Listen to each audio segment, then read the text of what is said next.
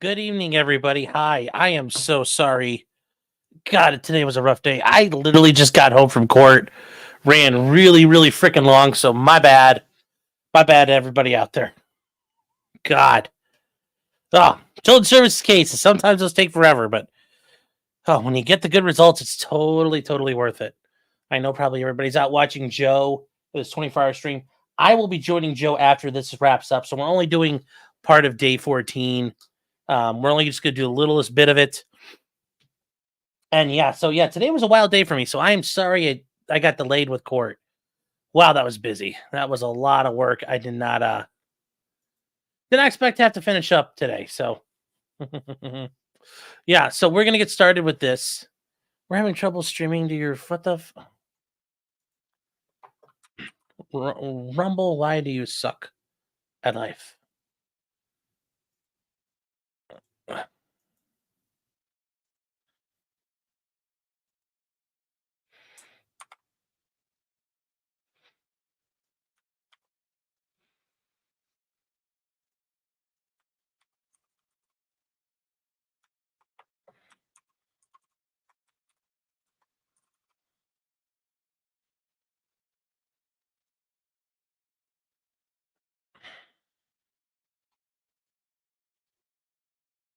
So Rumble has a suck. Yeah, I don't know what the deal is right now. I think it's working finally. Let me check here. Sometimes this thing runs so fucking slow when you try to start Rumble up. I think Rumble eats like all kinds of Shade Chase says, don't forget us. I did not forget you guys. It should be live now.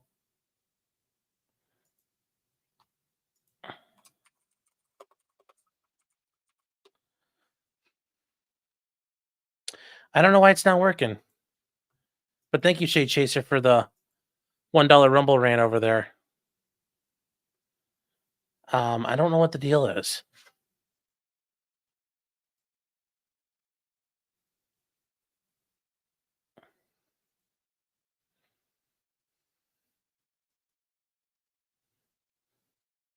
There we go. Yeah, okay, there we go. Now it's working. Guys are all set over there. Sorry about that. Let's get Michelle going. Like I said, guys, we are going to do one half of the day for today. And then I'm gonna go hang out with Joe and help him ring in or run out the clock on his 24-hour stream. So we should be done right before 9. I did want to say to Mr. Squiggles, member for 16 months. I don't think you guys get how cool it is to see numbers like that.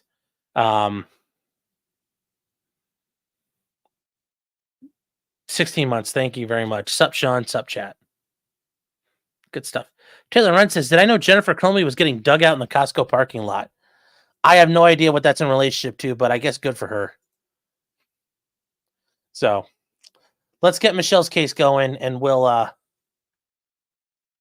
you guys remember yesterday we got through the big cross-examination of the major detective. Now we're on to some other parties left, and now we're seeing them weave together all these bits and pieces, all the videos, all the photos, all the DNA, and all the things they found. They're starting to put it all together. And yes, we agree. Fotis Dulos killed Jennifer Dulos. We're not disagreeing with that.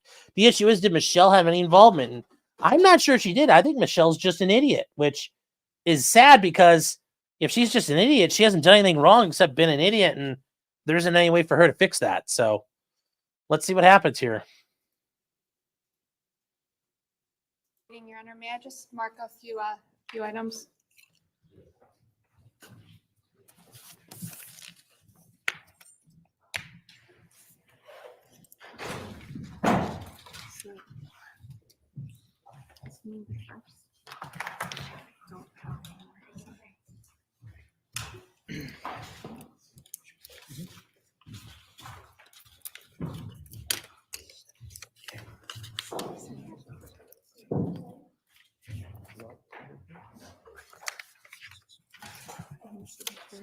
I have a screenshot that goes with that. This is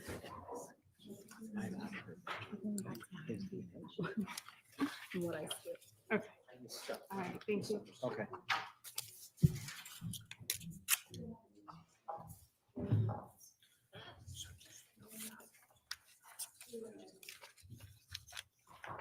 Your Honor, could you please just move 1 moment, please?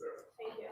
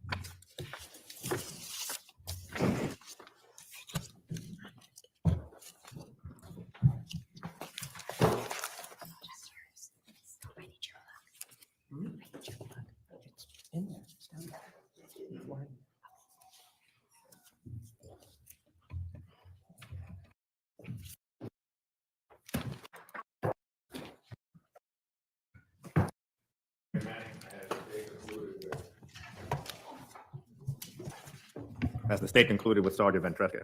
Yes, Your Honor, we have. Thank you. And which witness does the state intend to call this morning? Your Honor, the state for this morning, I have 2 lay witnesses who are homeowners who are going to discuss their video surveillance, and then Detective Matt Riley with respect to his processing of a Toyota Tacoma. Thank you. We can bring the jury in, please.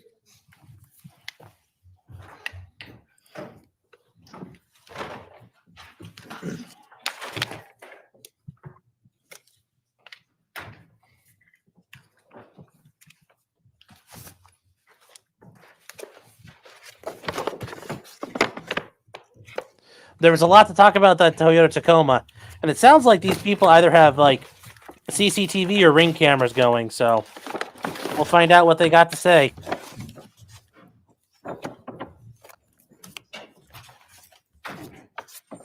Would counsel stipulate, please? It does, Your Honor. Thank you. Good morning, ladies and gentlemen. The state continues with its case. Thank you, Your Honor. The state would call Jolene Swanson to the stand.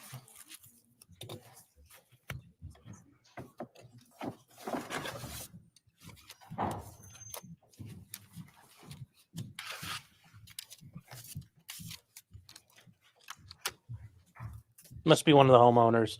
She's not looking like a cop. Yeah, she has no idea where she's going. She's definitely a civilian. If you could please raise your right hand. Do you solemnly swear or solemnly and sincerely affirm, as the case may be, that the evidence you shall give concerning this case shall be the truth, the whole truth, and nothing but the truth? So help you God, or upon penalty of perjury? I do. Please state your name and spell it for the record. Jolene Swanson, Joline Swanson. Ms. Swanson, you may be seated. It's like Joe Swanson from Family Guy. Good morning, ma'am. How are you? I'm well, thank you. Ms. Swanson, where do you reside? At 1 Jefferson Crossing in Farmington. What kind of property is 1 Jefferson Crossing? Residential How long have you lived there? since 2015. With respect to your property, do you have any video cameras or video surveillance equipment on your house? Yes, we do. Okay, how many and where are they located on your residence? We have 2 Ring videos, doorbells. Called One it. placed at our mudroom door and one placed at our garage facing our driveway. Now, Ms. Swanson, do you live on Jefferson Crossing? What is your address? Hubble said that's a different case, man. What street address is across the street from you? 4 Jefferson Crossing. Do you know who resides at 4 Jefferson Crossing or who resided at 4 Jefferson Crossing in 2019? Fotis Dulos and Michelle Troconis. And does your house directly across the street? It is directly across the street, yes. At some point in May of 2019, did the Connecticut State Police stop at your house and speak to you? Yes, Did they request access to your video camera surveillance? yes, Did you provide that to them? yes, And with respect to your video surveillance, you indicated it's a Ring camera. correct. Is it continuous or motion activated? It is motion activated. And the time, is it an accurate timestamp or is there a delay, either too fast or too slow? To my knowledge, it is an accurate timestamp. Your Honor, Could state be would footage offer of Fotis 90, chopping and up then- Jennifer on the fucking No, do stairs. you have any objection? That'd be hilarious. Yes. No objection. State's 90 admitted as a full exhibit. Ms. Swanson, if you can, I'm just going to ask you a couple of questions. If you can take a look at the TV screen right behind you.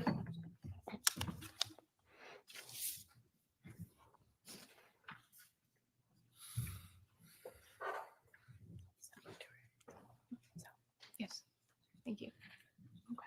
Okay. With respect to the police, when they came and stopped by the house, were they able to download any video? They attempted to download video, yes, but from my understanding, they were not successful. Why do you say that? Because I was they're then cops. asked at a later date to email the videos in question that They were started asking to attacking me try and screamed, download "Stop on that Monday. resisting, They stop asked me to resisting." resend them via So I email. stopped Did you resisting. do that? Yes, I'm actually going to show you, into that time period encompass a couple of days. it was from late on the 23rd through the 24th of May, 2019. Okay. Now, I'm going to stop it there. If you could take a look behind you. Can you please explain or describe to the jury what we're looking at right now? That is my mudroom Ring doorbell that faces my front yard. Your The road mudroom is faces Jefferson your Crossing, front and across door? the street is 4 Jefferson Crossing, their driveway, house, mailbox. And you indicated your camera is motion activated. Is that because of the dog triggering the Ring camera? Yes, Okay. And the timestamp. If Whose you dog can is that? see Down, I'm going to draw your attention to the Did the dog do the bottom murder? of the screen. It's underneath the black. It indicates the 5/24/2019. Do you see that? I do. And the next numbers indicated is 20:12:24 EDT. Is that the time for the video? Is that the timestamp displayed? Yes, And is that military time? I Yes. think Do you know so. what it is in? I would have to do the math. I don't know it off the top of my Does head. 8:12 p.m. sound Yes, acceptable? Okay. yes, And is there sound on your Ring camera? there is sound. Okay, I'm just going to play you one clip.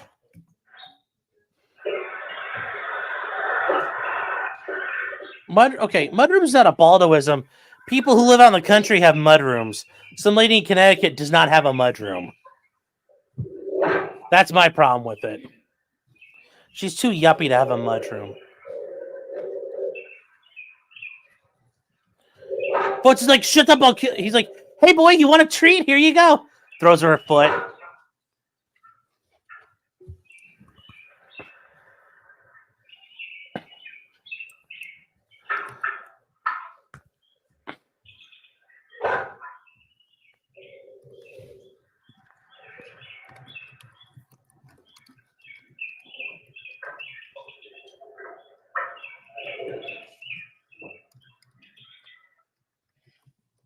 Now, Ms. Swanson, the video clips that you sent to the police, were they like that in short clips throughout the day? Yes, And that's because it's motion activated? correct. And by the way, just for the record, when I say 8:12, that's 8:12 in the evening, correct? PM. Okay, thank you. Now, you indicated you have a second camera angle Correct. where, if you could take a look at the screen behind you.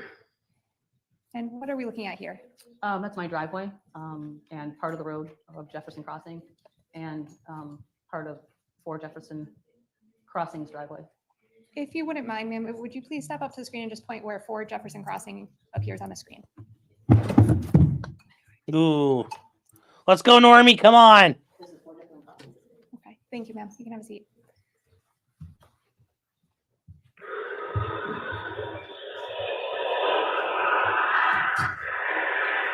And I'm not going to play it all the way through, but is that the other angle that your house shows the street for the camera angles that you gave to the police? Yes, And for the motion activated clips, they were throughout the the evening of the 23rd through the 24th, correct? yes.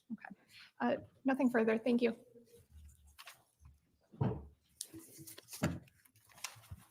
Good morning, Mrs. Swanson. Morning. Couple questions about the motion detectors. Sure. The one in the mudroom, that was the one with the golden retriever? Correct. You said it was motion activated, Correct. the sensor. When you say motion activated, was it activated because of some motion going on in front of your home? It encompasses motion in front of my home and motion along the road, as well as motion across the street. Okay, so if a car is going across the street, that will pick up on your motion sensor. It has. And if there is activity going on at 4 Jefferson, it will pick that up as well? It has, yes. It has, but will it always? I don't know if I can answer that because I don't look at every single Ring video that's been sent to my phone. So So you don't know if there's activity going on at 4 Jefferson, whether or not your camera would pick it up. It has in the past, Okay, yes. but has always? Objection. Was just answered, sustained. Thank you. Same thing for the mudroom, that the front, the other video. That's motion as well? Correct, And same thing, it would pick up if there was activity going on at your house yes, and in the street correct, and at Fort Jefferson, yes. but you don't know if it would always pick up at Fort Jefferson because you didn't check it. I don't watch the Ring camera continuously, so I would have to check certain dates and times to find out if motion has been picked up and recorded. Did you do that? I Objection, don't understand the vague. question, I apologize. Did you check? Well, other there's an dates? objection. The question was, did you do that? And that referred to, did you check the Ring video continuously over a certain period of time? That's how the court understood the question. And the objection is, My objection was vague, but I would also add asked and answered at this point. well, the witness has already said she does not watch the Ring video continuously to find out if movement is detected throughout the day. Sustained.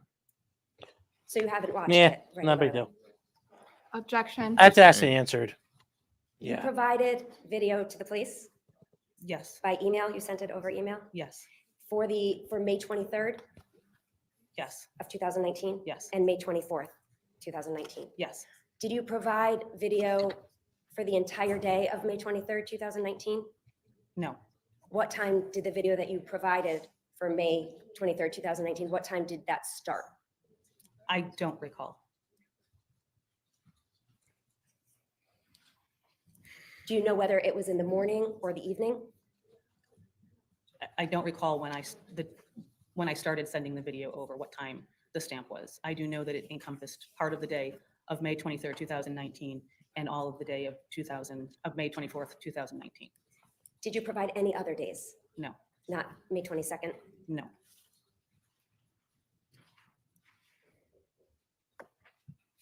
Thank you. Just one moment, please.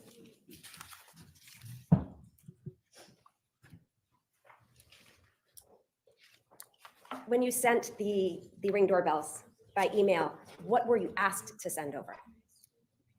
Ring video from May 23rd, 2019, and May 24th, 2019. Was there a particular time in May 23rd that you were asked to send over, or was it just May 23rd? I don't recall if there was a specific time that was asked for. Thank you. I have no further questions. is there Nothing from the redirect? state. Swanson, you may step down.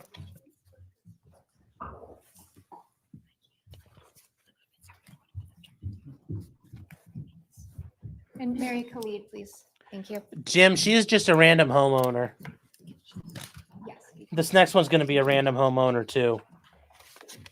They're going to the random homeowners talk about the rings, and then the police are going to say what they found on the rings.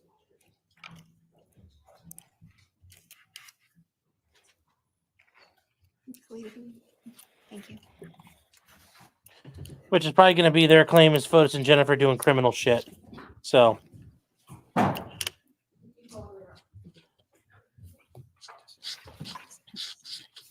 Please raise your right hand.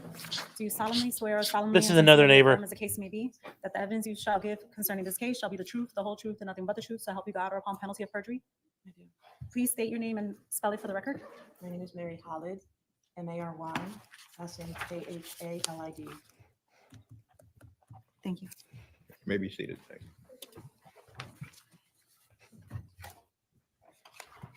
Good morning, ma'am. How are you? I'm well, thank you. Ms. Khalid, where do you reside? I reside at 77 Eli Road in Farmington, Connecticut. Is that in any way close to Jefferson Crossing? Yes, it is. How far away is Jefferson Crossing? Oh, maybe 3 houses left and right across the street is Jefferson Crossing. Do you have video surveillance equipment on your home? I do. Do you have any video surveillance equipment that captures the road of Eli Street? Pardon me, could you Do repeat? you have any video surveillance that captures the surveillance or recording of the road Eli Street? Yes, I do. Where is that camera located? It's located in our front entrance as you approach the house. It's on the left-hand side Do you have of the gate. Okay. Yeah, we have a gate and it's just posted right there on the brick wall. Is it a continuous or motion activated camera? It's a continuous system that we have. Is it one of these Ring cameras or is it something that is hardwired to your house? It's a hardwired camera. Do you know in 2019 if your ring camera was accurate, or I'm sorry, not ring camera, if your camera system was accurate? Yes, time-wise? it was. It was. It is. With respect to that time period, late May, early June of 2019, did the Connecticut State Police stop by your house and ask to review that video system? They did. Do you recall when that was? It was Memorial Day weekend. Did you allow them to review the video system? I certainly did. And with respect to that review, did they ask to download video from your Yes, they did. residence? And did you allow them to do that as well? I certainly did. Yes. Okay. Your Honor, state would offer 77 Eli, which is video, which is states 92. No objection. State 77, oh, 92 rather, would be 92, admitted as a full exhibit. Thank you. By the way, just to be clear, your address is 77 Eli? Yes. Thank you. If you could just take a look at the screen behind you, ma'am.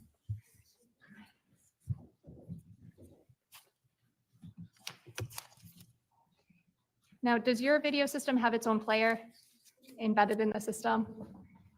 Its own player. Here, if I can, I'm going to play one clip. And do you see this time, 5/23/2019? Do you recall the dates that you allowed the police to view your camera system? Did it encompass 5/23/2019? They did. And do you know how long it went to? Several hours. I mean, and then they came back. Another day they came back as well. They did, oh, They did, several to hours to download the video? It took several hours and then we continued another day because it was late. Okay, it was, what do you mean by that? Was it late at night? Well, I mean, They were there for a while? they were there for a while. I mean, we had other things to do as well. She like I had to go yell at my gardener. And there you go. Actually, I don't think that's. If you can, ma'am, just take a look at the screen behind you. Do you recognize what's depicted there?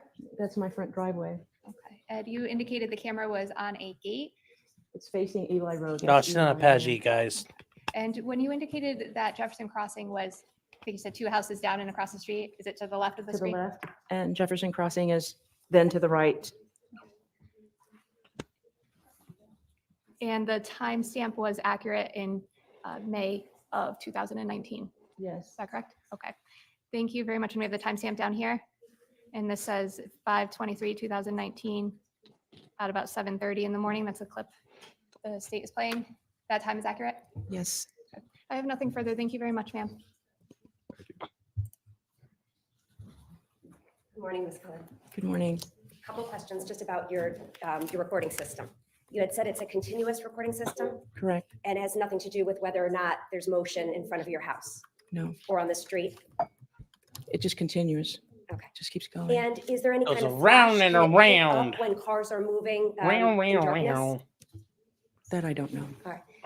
If there's headlights on, have you ever watched your video? I've never watched my video. Are there any street lights right in front of your house? There used to be one, but it got hit with a lightning. So I've never paid attention if it got put back up there. Do you know when it got hit by lightning? No. How about lights on outside of your house in the front by the gate? Do you have lights on every night? Yes, I do. Is that an every night thing? That's it. And do you mind? I'm just gonna call up that photo that you just saw, the image, Do you want, if you can easily. oh, yeah. You want hers or? Or- You want me to try? Your Honor, if I could just have a minute, it might be easier for me to Yes. do it. I'm just gonna have you look at the image. May I have a moment with counsel? Yes. Does it matter which one? Because, okay, because I just, This is the neighbor.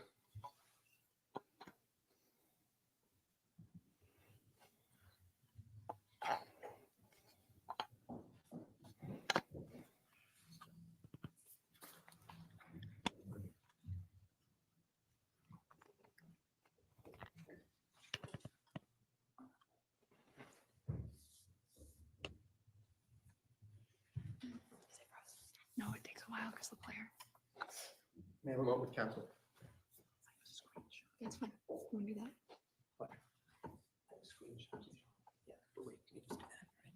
Your Honor, I'm just gonna put up a screenshot to save some time here. Oh, Oh, here it is. yeah. There it is. All right, that photo that's right outside your gate, Yes. and the camera that's pointed towards the street, is that camera stationary? Yes. And up on the left side of this image, to the left, where that car just went, Mhm. what's the cross street to the left? This whole street Yes. is Eli Road. Okay, this is Eli Road going, yep, going to the left and right. Yes, it's When you Eli. go down, what is the next cross street? Jefferson Crossing. All right, thank you. I have no further questions. Is there a redirect? No, sir. Thank you. Ms. Holly, you may step down. Thank you.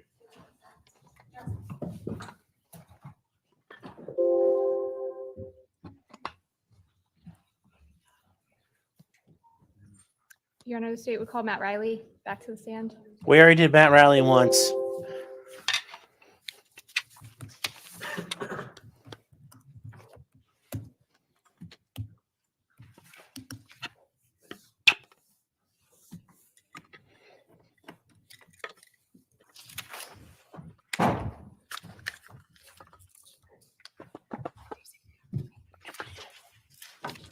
And Detective Riley is still under oath. Detective Riley, you may be seated. Thank you. I always like, thank you, Aaron. Judge is like, no, thank you, Good morning, detective. sir. How are you? Fine, ma'am. Thank you. Just a couple more questions, Detective Riley. He's like, it's Miss Detective So Riley. briefly, since the last time you were with us last week, has anything changed with respect to your career, or you are retired from the Connecticut State Police? Yes, still retired, ma'am. Okay. So I'm going to go back to 2019 when you were working on the Western District Major Crime Band. You were assigned as the evidence officer for, I think you testified to 69 wells, a few other properties, and a few other cars. Is that correct? That's correct. Did you continue in that role in a search of a Toyota Tacoma? Yes. When was that search conducted? That was conducted on June the 11th of 2019 Where? in the garage at Troop L, Litchfield. Now, who was with you during that search? It was our supervisor, Sergeant Joe Duva, detectives Frank McGavin, Mike Downs, Al Rapp, Downs. and Jamie Pearson. Now, with respect to the search of the Toyota Tacoma that day, can you? Mike Downs. We used to call him Major Downs in Um, the Connecticut State Troopers. Yes, it was a older model pickup truck. It was an extended cab. It had a plain bed with a bed liner in it. There was no cover on the bed. And, it had the dings and dents of a 18-year-old truck. With respect to the dings and dents of an 18-year-old truck, was it, can you describe I guess you could say, was it clean? Yes, I mean, it was, it appeared to be very clean, for a 18-year-old truck. I remember that the armors, the tires even looked like they had been washed and armor-alled. I mean, it was. Did the vehicle have any distinctive characteristics? The characteristics I remember, it had a kind of a front, what looked like a plow mount attached to the underside of the front. And it had chrome running boards, and also it had other seats from another vehicle were located in the front of the truck. Okay, if we could start with the outside of the vehicle. You indicated there was a chrome, did you say running board? Yes, or a step to get up into the cab. Was that clean? Yes. Okay.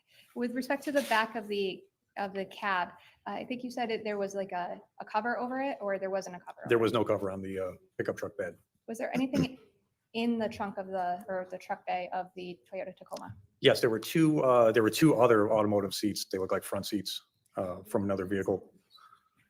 And when you go inside the vehicle, you indicated it was a extended cab, I think the term you used. What does that mean? Yeah, so it's not a full back seat. It's kind of a partial back seat. There's some flip down benches on the side where they could provide seating for some additional passengers. Most of the time, those parts of the pickup trucks are used for storage. How many doors were on the pickup truck? There were two main doors, and I don't remember if the extended cab had those little half flip out doors or not. With respect to the driver's side seat and the passenger side seat, can you describe them, please? Yes, they appeared to be from a Porsche, and they weren't affixed or bolted in any way to the floor of the pickup. They were just kind of sitting there. The driver's seat was kind of propped upright on on like a small plastic bucket, something similar to something kitty litter or sand, or so that sort of size. The passenger side seat was just kind of just leaned back. Were either of those seats actually attached to the vehicle? No. Could you just lift them up and carry them off the car? Yes. In fact, that's what we did. I want to draw your attention to a time that you searched 585 Deer Cliff Road. Do you recall that? Yes. Particularly inside the garage of Deer Cliff Road, there was a vehicle inside that garage. Do you recall what vehicle that was? Yes, it was some model of Porsche. With respect to the inside of that vehicle, did it contain seats? Not in the front. I remember the front seats were missing. The seats that were in the Toyota Tacoma that day, what were they? They were leather seats from a Porsche.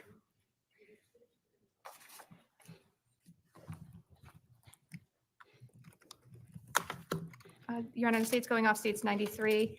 Detective Riley, I'm going to draw your attention to the screen in front of you. Is that on? Yes.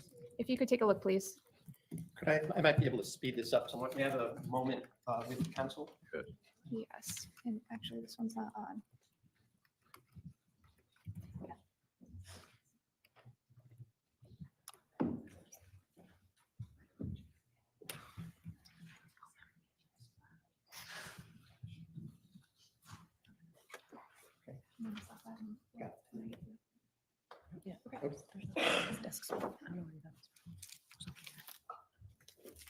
I think I have the answer. Your Honor, I'll just note, I'm going to agree to, there are only a couple of pictures that I have anything to say about, so we might be able to move this faster. I actually might need a moment, Your Honor. The disc I marked actually wasn't finished burning, so it actually doesn't have all the disc on it. So I might need one moment to Certainly. run downstairs and get the correct disc out of my office. That's So fine. if I can have that moment. Yes. I gave it to him. Yes. Oh, thanks. I think that's the- does yours have it as well? Yeah. If I can, Your Honor, I gave counsel a copy. Let me see if that one works as well.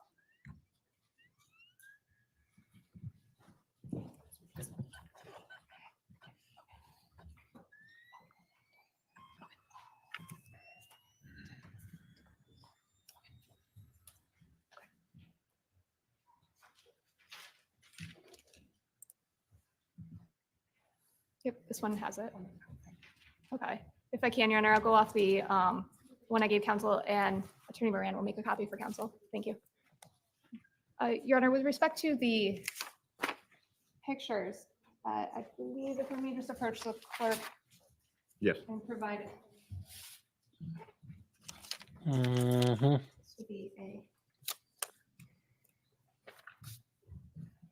Uncured for $2. photographs contained in. Oh, I'm gonna series nine. come. I believe we have an agreement all for Don't all come. except for Don't 9 come. and 13. So when we get to those points, I will attempt to authenticate The them interiors by before, Whistling but Diesel. if that's okay with counsel, I'd like to just jump in. So states 90 admitted as full except for photos 9 and 13. Yes, that correct? exactly. Okay.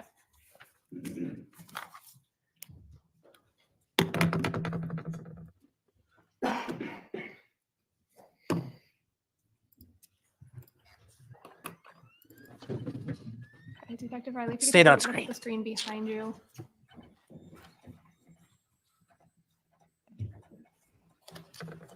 Do you recognize what's depicted on That's the an screen? old Yes, I taco. do. Holy shit. What is depicted? That is the front end of the Toyota Tacoma that we processed on June the 11th and at Troop L in Litchfield. If you wouldn't mind stepping up near the screen, sir.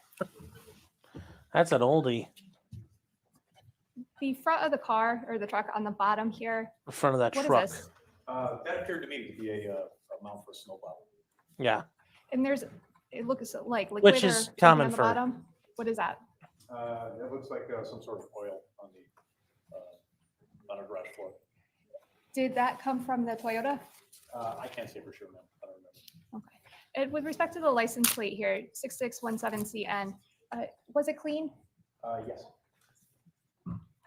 Was it clean? And picture 2, sir. I'd object. What does that Down mean? here, do you see the cursor at the bottom middle of the photograph?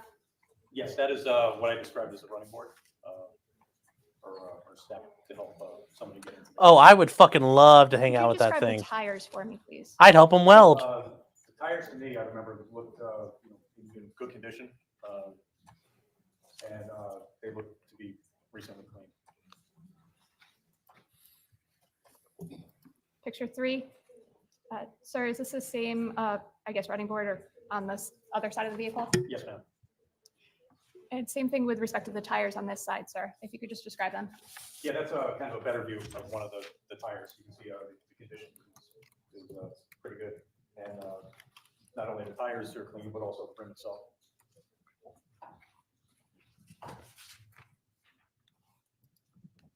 And picture 4, please. That is the back end of the Toyota Tacoma. What's down here in the middle bottom part of the picture? That's a trailer hitch, ma'am. And this license plate, sir, was it clean as well? Yes, it was. Now, you could see the trunk of the vehicle. What is contained within that? And I'll show you picture 5. Yes, so that's the pickup truck bed, and these are the two other automotive car seats that we found in the bed, Where did you find them just like that? just like that. The one on the left, sir, has the, I guess, if you can just describe why it looks like that compared to the other. So the seat cover on the seat had been removed, and the seizing investigators had advised, the crime scene team that this is the condition in which the seats were obtained When they received it? when they seized it. correct. Okay, you did not do that. I did not. And to your knowledge, no other state police officer did that. No. What did you do with these seats? So these seats were removed and were also examined for any evidentiary value. And what does that show, sir? That's the underside of the seat that had the cover removed. Now, with respect to the outside of the vehicle, did you take any swabbings or take any samples or anything? from Swab an from the asshole. exterior of the trunk? of the From the outside of the vehicle, we took DNA swabbings from the front license plate screws in an effort to capture any latent DNA material that was there. So I'm going to go back to picture 1, sir. If you could just point out on the screen where you took the swabbings. Yes, from these two screws. Why did you take those? In an effort to, we learned that, Objection. Well, the question is, for what reason was the DNA swab taken for latent prints from the screws? And the response began, we learned that. The court is going to sustain the objection. How did you take the swabbings from the screws, sir? So we took 2 of those long handle swabs that I mentioned before, moistened them with sterile water and just swabbed the areas, and then we boxed and packaged them. On that day, did you remove the license plate or remove the screws? Not on the 11th. Did you wear protective gear while you searched this car? Yes. What did you wear? I wore a disposable gloves and a mask if necessary. Did you take any swabbings from the door handles, all on the exterior of the vehicle? No. Why not? The vehicle was relatively clean. If there was any linkage between this vehicle and our initial response in 2 weeks since. So we didn't see a reason to. When was the initial response again? That was on the early morning of May 25th. And what was the day that you processed this vehicle? This is June the 11th. Now, with respect to the interior of the vehicle, did you take any steps or take any swabbings of the interior of the vehicle? Yes. What did you do? So we first visually inspected the inside of the vehicle for any trace material. We did find a blood-like stain kind of near the speaker grill of the left door. And we tested that with Castlemeyer reagents, got a positive result. Again, I'm going to object to this Castlemeyer and any other reagent. We've been through this before. It's going to have no evidentiary value as the case continues, and therefore it's confusing and irrelevant. Well, the case law does not state that there's no evidentiary value. The case law states that there's no evidentiary value by itself. But in concert with other evidence, it may have probative value, so overruled. Sir, what was the area that you utilized the KM test for? This area right down here. You can see the material we were interested in. The KM test, they make good air filters. Samples of that stain. Dude, The KM test is just a presumptive test. It's just a presumptive test. Okay. And you took a sample. Can you just walk through the process of taking the sample of that test? Did you mark it as an exhibit? We did, so. You would have marked it as an exhibit. I mean, Moistened with sterile water. so fucking sloppy the way they go about this. Swab the stain, collected the stain onto the sample or onto the swab, and then box and package it. Did you take any other action with respect to this car door? Yes, further on in the processing, the later phase of processing, we processed the inside of the door along with the inside of the rest of the car with luminol. And briefly, again, could you explain what luminol is and what you used it for? Again, Your Honor, same objection about luminol. Overruled. We use it as a search tool for latent blood. And how did you use it this day?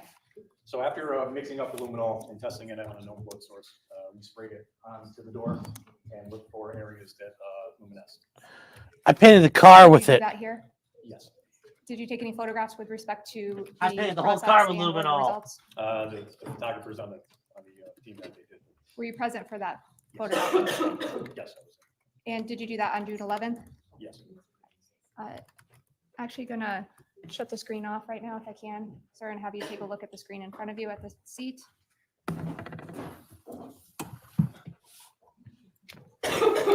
Show you actually what's been marked as states 9 and then states 10. Do you recognize what's depicted in states 9? Yes, What is depicted in states 9? that is a picture taken during the processing with the luminol. And is that what it looked like after you processed it with luminol? Yes, Is it a fair and accurate representation of what it looked like or what the results look like? yes. State would offer 9. I would just, if I may, Your Honor, I know counsel indicated he had no objection for 10, but if I may ask a few questions on it prior to showing it to the jury. If I can, So Your Honor. is and 9 is offered, 9 is offered, but if I can just follow up with 10 for one moment, Your Honor. so there's no objection to 9? Yes, there is, Your Honor, think but there is. she hasn't offered it yet. I would offer it, I would just indicate counsel has had no objection to 10. However, if I may just inquire of Detective Riley, with respect to picture 10, what does 10 show? That is a picture. It appears to be an overlay of the picture before, taken in the dark, overlaid with a picture taken under normal lighting. So with respect to picture 10, are there the results of the luminol process conveyed on top I'm not of the talking. That was picture my of the door? fucking printer. Do you see the results of the luminol contained on picture 10 as well? Yes, very faintly. Okay, so picture 9 and 10 really are together. Is that fair to say? Yes. Okay. You guys are assholes. Your Honor, I know counsel indicated he was okay with 10, but I do recognize it is in connection with the luminol, so I didn't want to show it. So I would offer both of those together.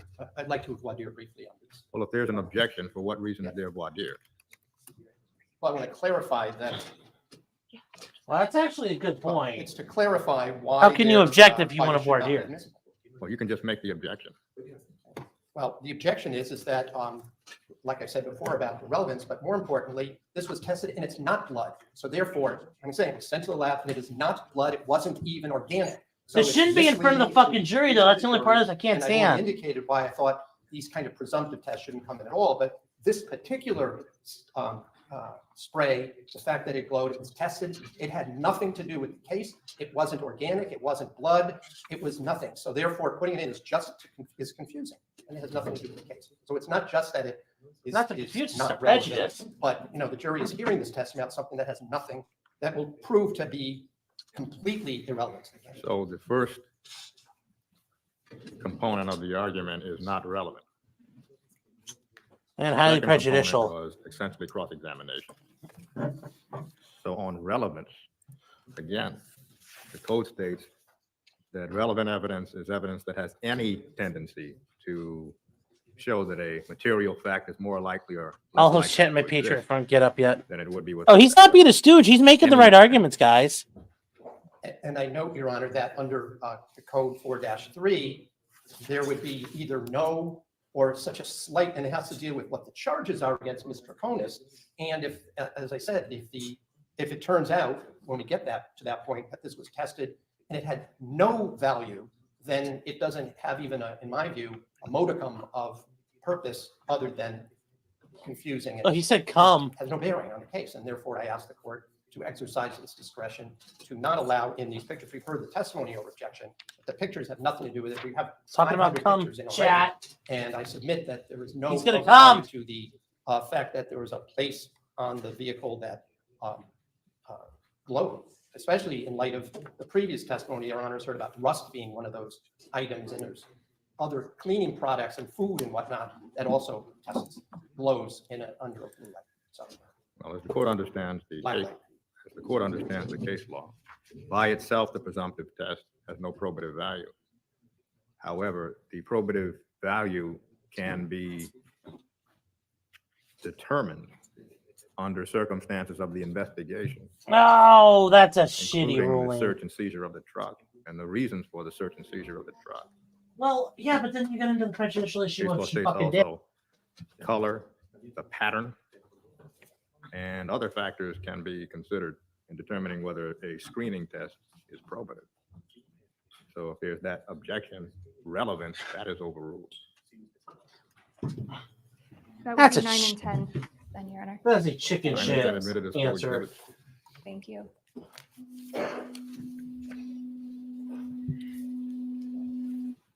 Hi, Patty. I'm actually going to go start with 10, sir. If you can, take a look behind you. Actually, would you mind going back to standing next to the screen? Yes, ma'am.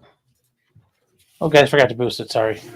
Now, you indicated previously you took a sample from around the speaker area. Is that depicted on this picture?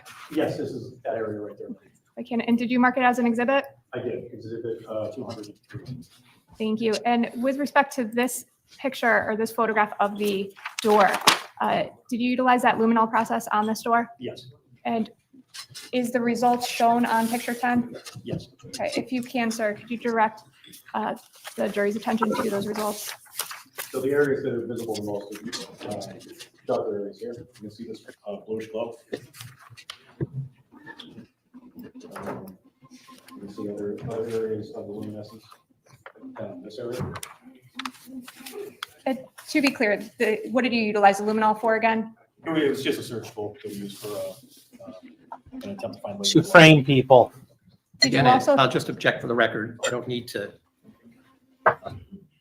expound on it. I just want the record to reflect my view. Thank you. did you take Yes, I further think it's samples bullshit. of Don't make that him door? fucking state that on the record, Judge. What areas did you take samples of? This area right in here, and again, up on top in this general area. Why did you take a sample up here on top? Again, just based upon the results of the luminol test. So I'm going to direct your attention to photograph 9. What does that show? Okay, that is a photograph taken during the processing with luminol, taken in the dark as we're viewing it. You can see without the glare, you can see the side view mirror here. And look at the door to kind of give you reference. And you can see the areas of the nest. And I'm going to show you picture 8, please. Now, you indicated you took further samples. With respect to 205, sir, Correct. what did you do with that? So this material here, we further field tested with the Castlemeyer reagents. We did not obtain a positive result with this. However, we nonetheless took evidentiary samples. By samples, do you mean the same, did you utilize the same process that you've been discussing, the Correct. swabbing? The two swabs. And 204? Same process. We tested this area with Castlemeyer reagents, obtained a negative test. But still, we obtained evidentiary samples with two swabs. Picture 11, sir, what does that show? That is the those two seats from the Porsche we found in the front of the pickup truck. Photograph, I guess 11A. Just another view of the front passenger compartment. You can see there's a plastic bucket that was propping up the driver's seat. Was it attached in any way to the floorboard? No, they were just in the cab. So here we go, guys. Sir, I'm going to have you take a seat if you can. With respect to photographs 12 and 13, if you could take a look at them on. Sir, do you recognize what's depicted in photograph 12? Yes, that's the interior side of the right door or passenger side door. Now, with respect to the interior side of the passenger door, did you take any samples? Not initially. However, we processed this along with the rest of the interior of the truck with aluminol. Did you obtain a result? We took an evidentiary sample from this door. Did you utilize the same process with respect to the luminol that you discussed before? You sprayed it and mixed it? Correct. By the way, did you test the luminol prior to utilizing it that day? On a known blood source, yes, ma'am. Photograph 13, That is taken during the luminol test. based on this result or this photograph, did you take any further samples of the right passenger door? I took one evidentiary sample from this door. Does the photographs 12 and 13 in particular fairly inaccurately display what the car door looked like after the use of the luminol? Yes. State would offer it, Your Honor. Just the same objection. I think my previous argument, I just incorporated the Moody case and the things that I said. Again, this will not establish and prove to be any blood, DNA, or anything relevant to this case. Oh. So Overruled. I would move those pictures in, please. Page 13 admitted as a full exhibit. Thank you. Sir, photograph 12, what does that depict? That is a picture of the passenger side door, the interior side of the pickup truck. By the way, sir, how would you describe the doors and the carpet and the interior of the vehicle? It was very clean for an 18-year-old truck. Photograph 13, That was taken after processing the inside of the door with luminol. and photograph 14. That is an area where we took an evidentiary sample from.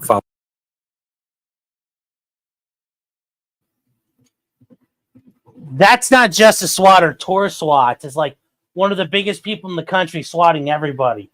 Probably Tim Pool, Marjorie Taylor Greene, like a big time swatter. So it wasn't just one person, like a random person. Big time deal.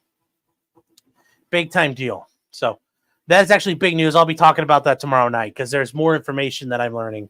So, but yes, we'll cover that tomorrow night.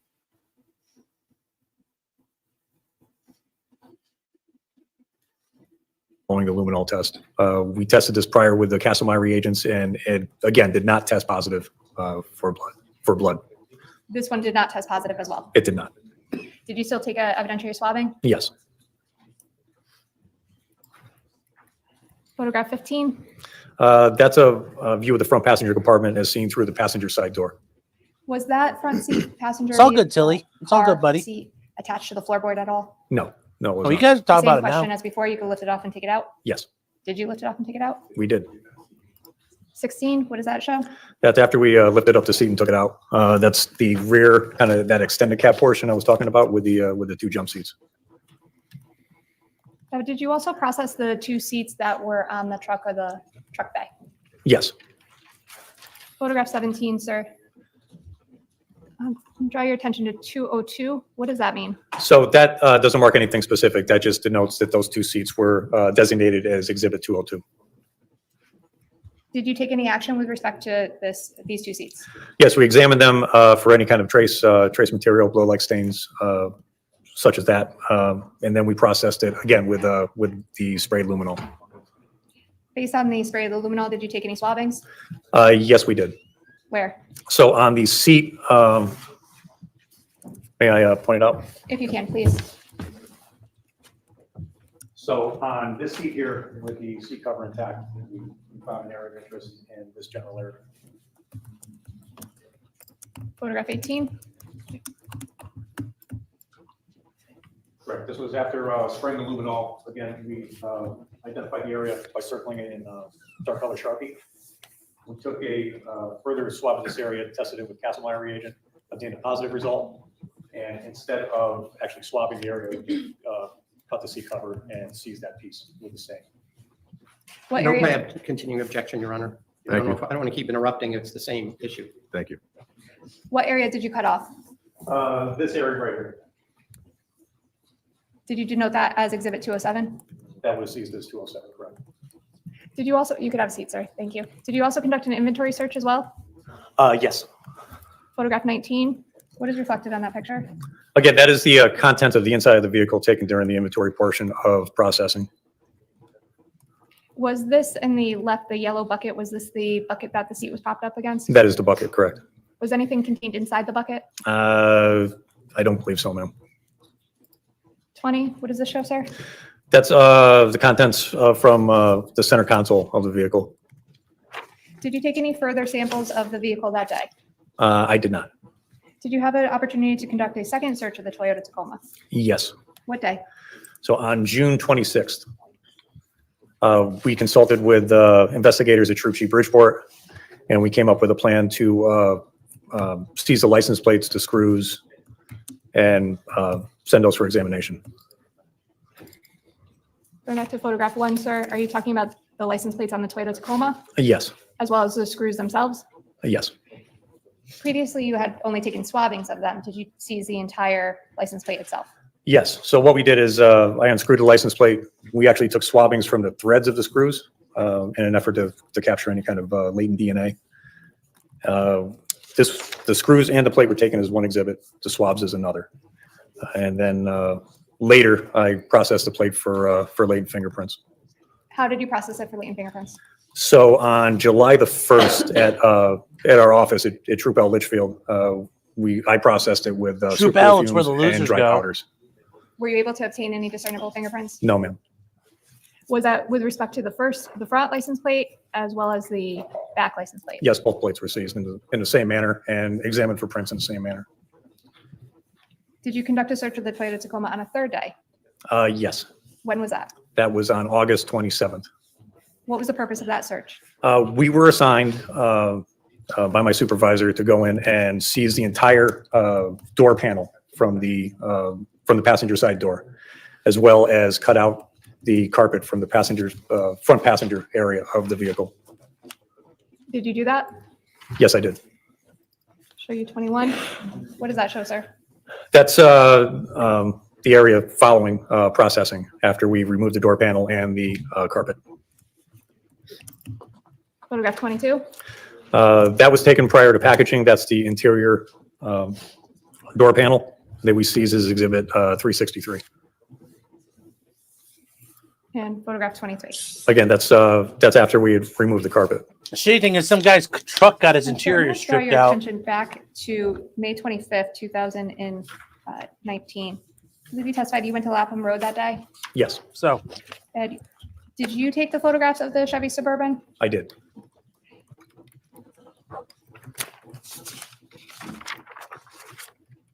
I may just have one moment, Your Honor. no, they don't find her blood. That's the point the attorney was trying to make. They didn't find blood.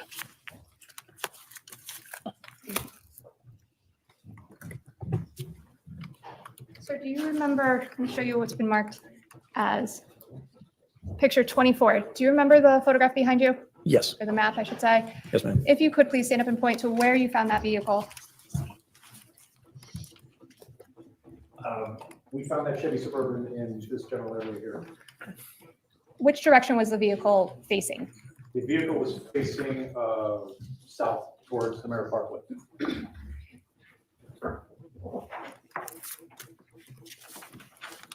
Photograph 25, is that the vehicle in question? Yes, ma'am. And photograph 26. Yes, so here is the southbound lane. There's a bridge over the Merritt, and you can see the vehicle's parked in kind of like a little dirt pullout off of the southbound shoulder. On May 25th, did you walk that area where the vehicle is parked? This general area here, yes. Okay. Are there different cutouts along that side of Lapham Road? Yes. They appear to me to be used for Waveney Park, parking for Waveney Park. Which side of the street was Waveney Park? It'll be off of the left-hand side of the frame. Where this vehicle is parked in this photograph is photograph 26. Is there a cutout or a place for another vehicle to park in front of that vehicle? Yes, Is there a cutoff and a place for a vehicle to park behind that vehicle? yes. I can, sir. Your Honor, at this point, the state's intention is to play 89, which is the school bus video. I would make the same request I made yesterday with respect to the cameras. Thank you. The school bus video, essentially, there are a few cameras on the school bus. Some are external cameras, some are interior cameras. With the interior cameras, the images of children are minors. captured and those children can be readily identified. So we would ask both the still photographer and the videographer to not capture the images Yeah. of the exhibit, which is now states 89 as a full exhibit. Thank you. Mm. You can have a seat, sir. Which sucks. Play, I believe, is Can't show the kids. Vito has left the chat. I'm going to draw your attention to camera 3 over here, sir. Just do you recognize that area depicted? Yes. Okay. I'm actually going to play 757.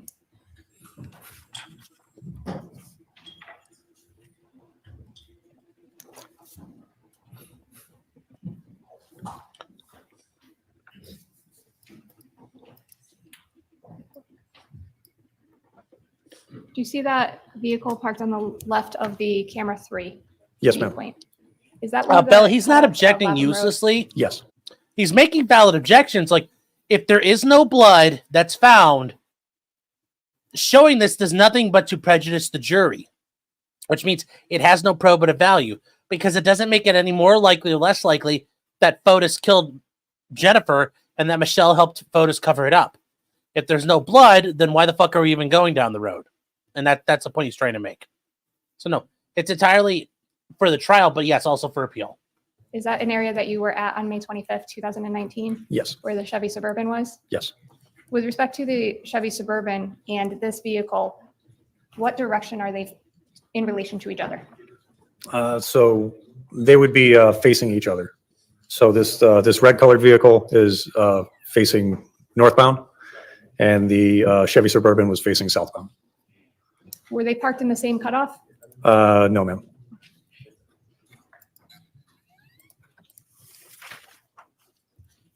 Do you see or could you recognize on this little clip, the cutoff that the Chevy Suburban was on?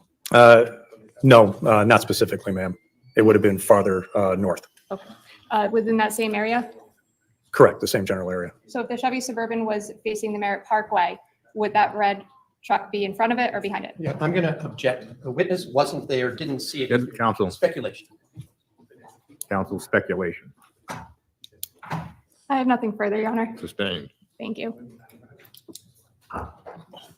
This is probably an appropriate time to take the morning recess. We will take the The morning judge just recess kind of until did the whole, like, 11:30. are you fucking kidding Ladies me and thing gentlemen, right please do there. not discuss the case. It's not speculation. You can see what's on there. That wasn't speculative. I mean, I get what he's trying to argue.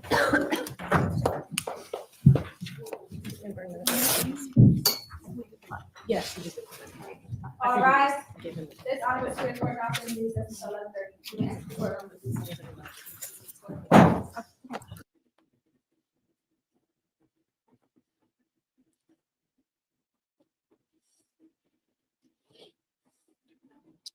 You picked Nick because he sleeps and gets animated, but you picked me because you don't want to go to jail forever. That's pretty good. That's a pretty good criteria. So here we go. Whoop, whoop, whoop, whoop, whoop, whoop.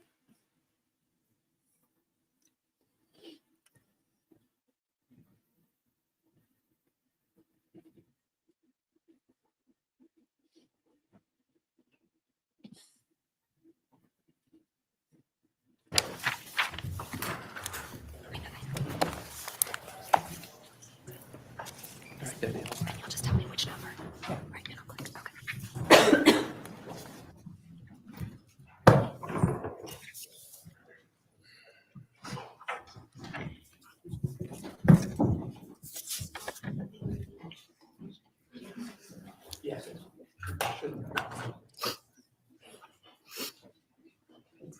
We can bring the jury out, please.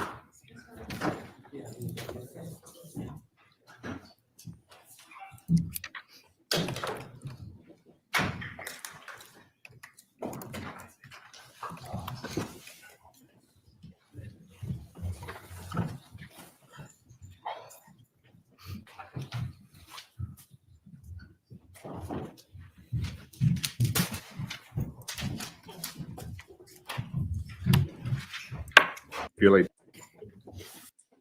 Still retired, sir. Let me start by asking you about the Tacoma truck, okay? The first time you saw that truck was at the state police headquarters in Litchfield, correct? That's correct. It was in a bay or was it out in a parking lot? That was in a bay, sir. You went there and someone else was taking pictures, or were those pictures we saw already taken when you were there? Those pictures were taken as part of the processing by the team I was on. All right, well, let me ask you about a couple of them. Let's start with number 1.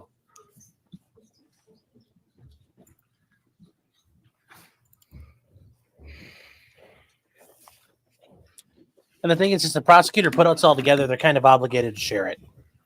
Just to prevent duplication. All right, and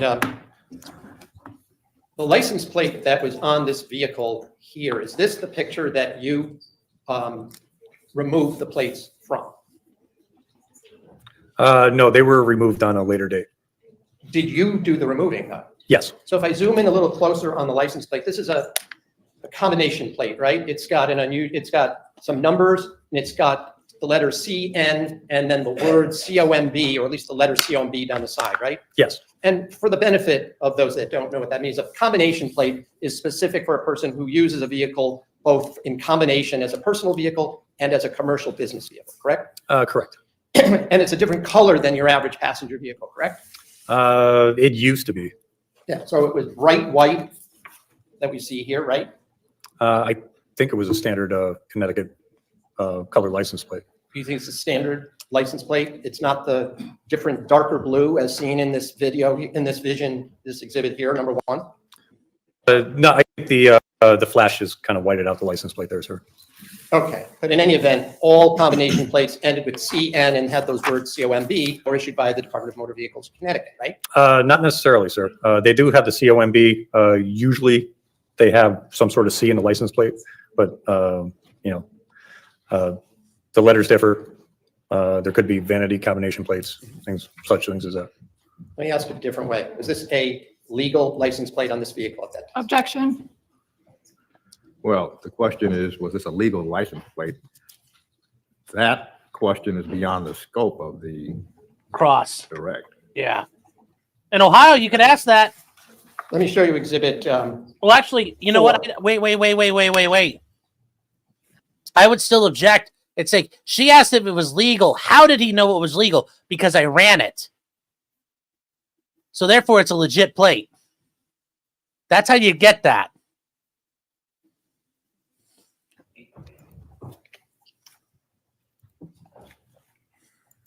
But see, in Ohio, scope is opening determination, so I could ask that question.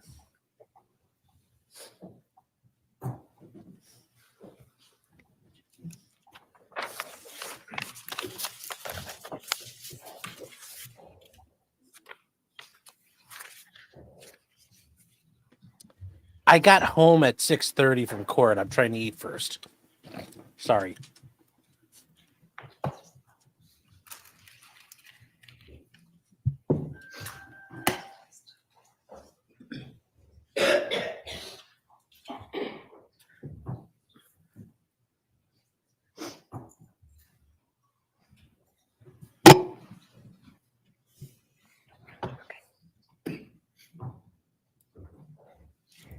Your Honor, I'll just note this was just burned, this disc, and so I don't know if there's an issue with it. Let me just try myself here one more time.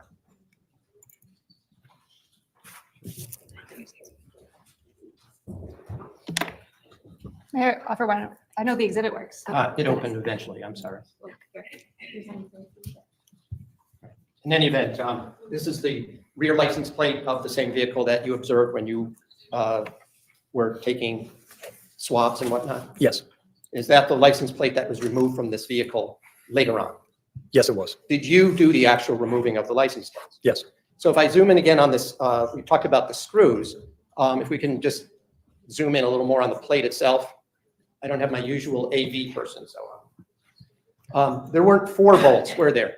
Not present, no. There were 2 bolts on the top, as I understand it, correct? Yes, Is that also true in the front? We can go back to that picture, but is that also true? yes, it was. Okay. And I want to show you now photo 3. That's kind of quick. Here you go. Right.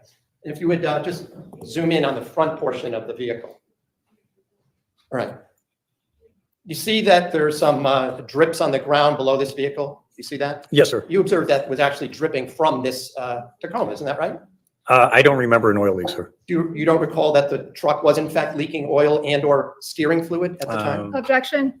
Well, the testimony on direct examination, as the court recalls it, was that this witness did not know whether the oil leaked from the vehicle, but did testify that there was oil on the garage floor. So again, this witness, as the court recalls it, did not testify that the oil leaked from this vehicle. And that's why I'm asking him the question, whether it was leaking from this vehicle. I'd sustain it. Well, the court's going to allow that question, was the oil leaking from this Really? vehicle? That involves this witness's personal perception at the time. I don't remember, sir. Okay. You were a participant though in having this vehicle literally I wouldn't have stripped allowed down, that. right? I Yes. get, And did you look under the vehicle as well? I did not. Do you recall it being at one point while you were there up on a hoist? No. So you were just looking at it as it was sitting there on the garage bay floor, right? Yes. Do you recall that there were oil drips on the ground as you stood there on the side of the vehicle? Below? I can see them in the photo. Yes. Do you recall that at the time? I didn't make note of it, sir. You did not? No. Okay. So I also want to ask you a couple of questions about the what was in the flatbed of this pickup truck. Could you go to pictures 5 and then 6? Number 5.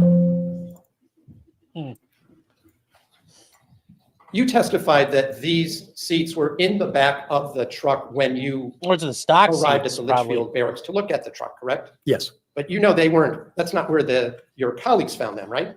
That's what I was told. Yes. You were told that somebody put, one of the police colleagues of yours put them in the truck, correct? Yes. You didn't do that yourself. So the fact that there's pictures of these seats in the back of the truck wasn't necessarily how they were found, right? This is just how I found them. Okay. And it wasn't how the truck was found when it was seized, right? That I don't know, sir. Do you remember when this truck was taken by the state police? No, sir. It was taken from Mr. Gumiani, correct? Objection. Well, the question was, do you remember when this truck was taken by the state police? The answer, no. The next question, it was taken from Mr. Gumiani. What's a separate answer? Well, the witness has testified that he does not know when it was taken. The question know now from who. is from whom it was taken. But, well, the truck was seized. So the question is, was it taken from Mr. Gumiani? So if this witness knows, then the witness can answer. The witness can answer if the witness does not know. Overruled. I do not know if he was present during the seizure. Oh, You fuck, as that the didn't require that long of an evidentiary, answer. I knew detective that. would have to keep track of where something came from and where it went, right? That will be documented by others' reports as far as the seizure and how it actually got to the barracks. Once it gets to the barracks and we're done with processing, then I know where the vehicle goes.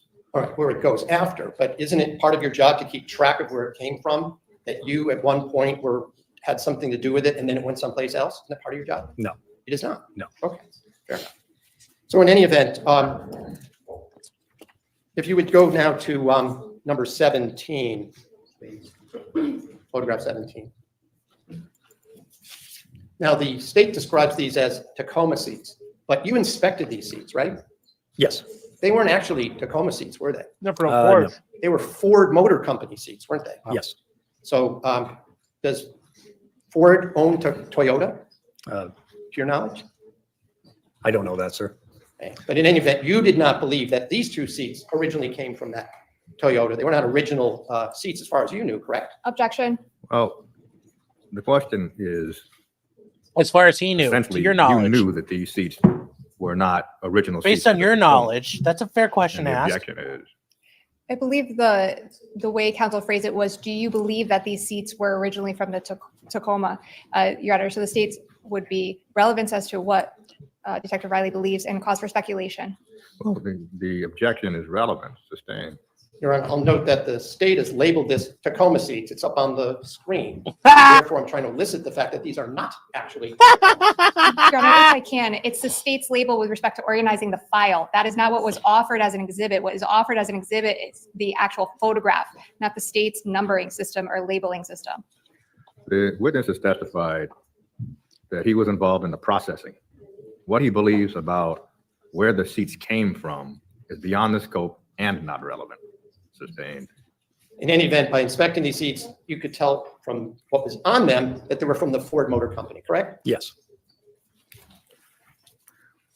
I take it from your testimony before the break that you were going over this entire vehicle almost inch by inch. I don't exaggerate, but based on these photographs we saw, isn't that a fair assessment of what you did with this vehicle? yes, You pulled out the door interior of the door, correct? at a later date. Well, I'm including at a Right. later date. So, Correct. well, let me get that straight. How long was this truck in your possession that you were doing something on it? From June the 11th, when we initially started it, to August 27th. Holy shit. And it was at least after that date before. I was tried it ever fucking thing returned apart. to Mr. Goumian? No, sir. It was not. Okay. And then according to your testimony, you actually physically removed the doors from this vehicle, correct? The inside panel of one door. Right. And I think we More looked at doors, that. If more you put whores. on number 21, please. Am I right, chat? So in this picture, we actually see the interior paneling removed, correct? Yes, And then the flooring has been removed as well, correct? the carpet, correct. Okay. And then there is picture 20 shows the contents of this vehicle that was taken out of it, right? Yes, We see what looks like one of those energy drink cans there, right? yes, sir. Some pens, right? Correct? Correct. Keys, Yes, sir. some kind of a, could you zoom in a little more? I want to see what some of these things are. Fuses. Is that like is that an alligator clip on a chain there on the left side? Lower bottom? Is there a roach clip? Lower Could you bottom. move, yeah, lower left?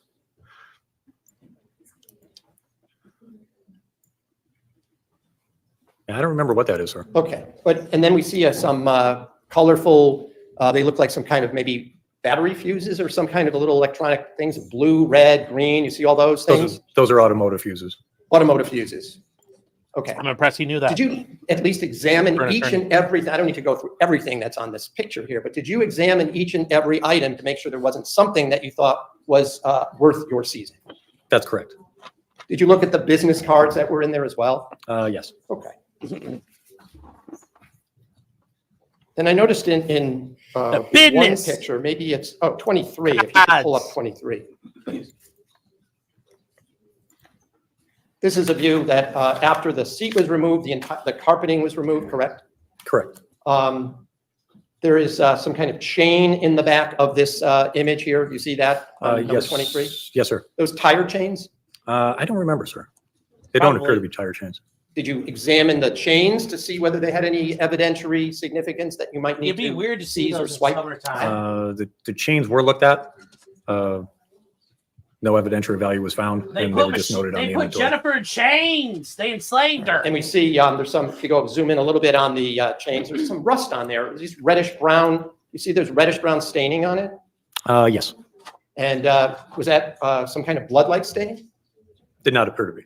Seemed like rust to you, didn't it? To me, yes. Okay. And there may even be, if you look closely on the floor bed of this vehicle, there may be some rusty things where there's some holes. You see where there's some holes where screws and bolts have been removed? You see that? Yes, sir. If you zoom in even closer on that in this picture, looks like there's a lot of rust around there too, right? That's fair.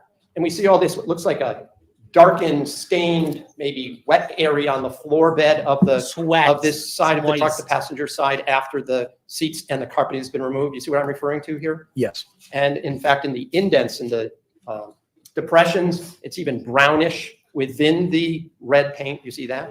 Yes. Did you take swipes of that as well? No. So you looked at it and determined that these stains did not have any evidentiary value, correct? Yes. You did say that you did some swabbing of the license plates, correct? Yes. You also did fingerprinting to see if there were any fingerprints on these license plates, right? Correct. And your results were negative for fingerprints, right? That is correct. And you checked even the bolts that the license plate were held onto the vehicle by, right? Yes. And I take it that a license plate bolt is large enough so it could capture a fingerprint impression if somebody used a finger to either tighten it or loosen it, right? Not the bolt itself, sir. All right. the front face of the bolt? I don't believe so, sir. So what part of the bolt were you testing for fingerprints? Oh, not for fingerprints, for DNA, sir. Oh, okay. So I didn't get to swabbing for DNA. I was talking about fingerprints. Did you dust the bolts for fingerprints? No, not the bolt, sir. Okay. Yeah, The bolts, though, you did swab for DNA, right? That's correct. And that would be maybe for what, touch DNA, for skin cells, or people maybe manipulating a bolt? Yes. for blood. Same thing with the license plate. You use DNA swab, right? Blood. No, the license plates, we just did fingerprints. Okay. Even though, even if the truck had been in rain or been washed, the back of the plate, someone might have grabbed it, could have had fingerprints, right? On it? Well, that's why we were looking for fingerprints. Yeah. Oh, on it. Okay. Now, there was some testimony about spraying for luminol, using luminol to spray for things that glowed, right? Yes. And you took that, you wiped in the places that glowed, right? Yes. And you were the one then who would have these items submitted to the lab, correct? Me or another, our evidence officer. Right. When you say the other evidence officer, I thought you were the evidence officer on this investigation. No, for the major crime squad in general, the person who, kind of the curator of the evidence room. Because isn't there a list of all the items and that they ended up, that somebody had to attribute where it came from and where it went, right? Yes. At all times, right? Yes. So that it didn't get contaminated by third parties, right? Yes. And you knew that they found no evidence of blood on any of those swabs out of this truck, correct? I don't know that for sure, sir. You know that in the areas where you swabbed for luminol and submitted it, there was no evidence of blood detected at the lab, correct? Objection. Well, the first question, to the first question, the witness said he had no knowledge of that. This is just the second car of the train. And the anticipated answer is he had no knowledge of any testing that was posed by the question, the results of the testing. So the court will allow the question overall. Really? So I'm not positive what the results were for the swabs from the areas that tested positive with the Castlemeyer. Okay, so then I'll just ask you the general question. Did anything about the swabs themselves lead specifically to some additional action or investigation on your part? On my part? Yes. No, sir. Okay. I just have a moment.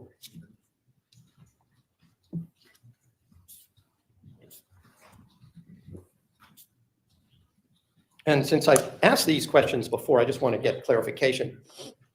You already have acknowledged that that luminol is just one of these presumptive tests that you use, correct? Yes.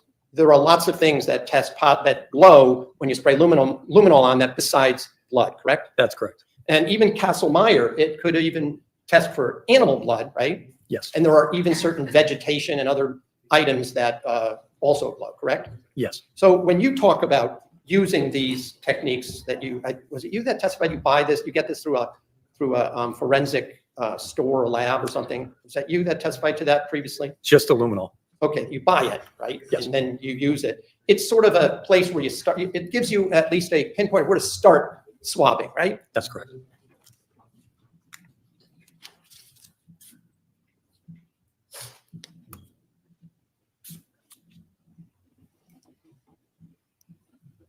You said that you seized the entire door panel. You shipped that to, or took it to the state lab, correct? Yes, it was sent to the lab. And the door and the seats themselves that were the Ford seats that we've seen pictures of, they were also taken to the laboratory down in Merritt in the state forensic lab, correct? I'm not aware that happened, sir. The swabs were, however, correct? Were sent there? You mean the cutting, sir? The cuttings, yes. Yeah, the one cutting we took from the seat was sent to the lab. And you took the cutting, I think we put take the picture out now. The cutting came from the fabric of the seat or the seat cover. The seat cover. And it was based on an area that you said had a stain on it, right? Yes. Were you told the results of the whether or not that cutting contained blood by the lab? Yes, I'm aware that it did contain blood. In fact, it came back negative for blood, didn't it? I was told it was blood. By whom? By the lab people? I remember on a lab report. All right, well, we will be having a lab person, so if the lab report and the lab person, I just want to be clear, disagree with your memory, would you be willing to concede you might be in error? I would defer to the lab. Okay, all right, fair enough. Okay, that's actually nice. He's being honest. I It's like- also wanted to ask fucked you about up. those seats again. Oh, You well, had some communications with the lab people about those seats, correct? Yes, In writing, right? Back and forth. by email, yes. Email, well, email, right? I'm using a term writing. I don't know if anybody writes anymore. Typing, okay. But in any event, there were electronic communications back and forth, right? Yes. And you were asked by the lab, do you know which seat was which of these two Ford seats? correct? Objection. Ground. Now we're outside the scope of direct, Your Honor. There also Well- calls for hearsay. Well, at this Question is point, not here. well, at this point, communications with the lab appear to this court to be outside of the scope of the direct. Whether this witness received a lab report is in evidence. But what was communicated from the lab in those reports to this witness appears to be outside of the scope. All right, I'll ask a different So question. sustained. When you looked at these seats, right? You looked at them Yes, and you examined them, right? correct. You did not know which one was the driver's side or the passenger side. Isn't that true? That's correct. Because they were just in the back of a flatbed of a pickup truck when you saw them, right? That's correct. And unlike maybe shoes, one didn't get marked left side or right side, correct? Because I don't know how they were mounted if they were in the truck. Well, that's why I asked if they were, whether you knew whether they were original Toyota Ford motor seats or not. So you wouldn't have necessarily known how they were mounted, correct? Objection, Your Honor. Asked and answered. Well, the testimony is that the seats in the bed of the truck presumably were Ford Motor Company seats. And now to ask this witness about in what way they were mounted when there was no evidence that they had been mounted does not seem to be relevant. My question is, he did not know how they'd been mounted. I didn't ask him how they were, but the fact he didn't know how. Well, that's not really again, just, in this that's not court view, without not distinction. relevant. Sustained. Yeah.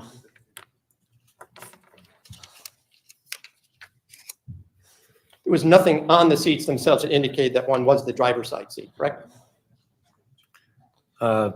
We had no evidence on how they were mounted in a vehicle. Okay.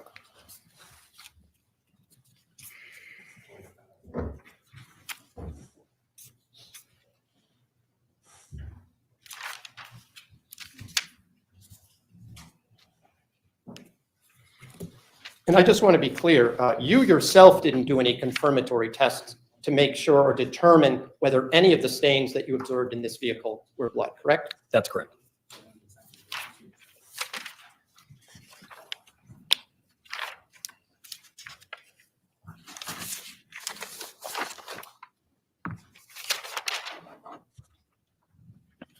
I want to now ask you a few questions about your testimony about Lapham Road. You were asked questions by Ms. Manning about your being down there in the vehicles, correct? Yes.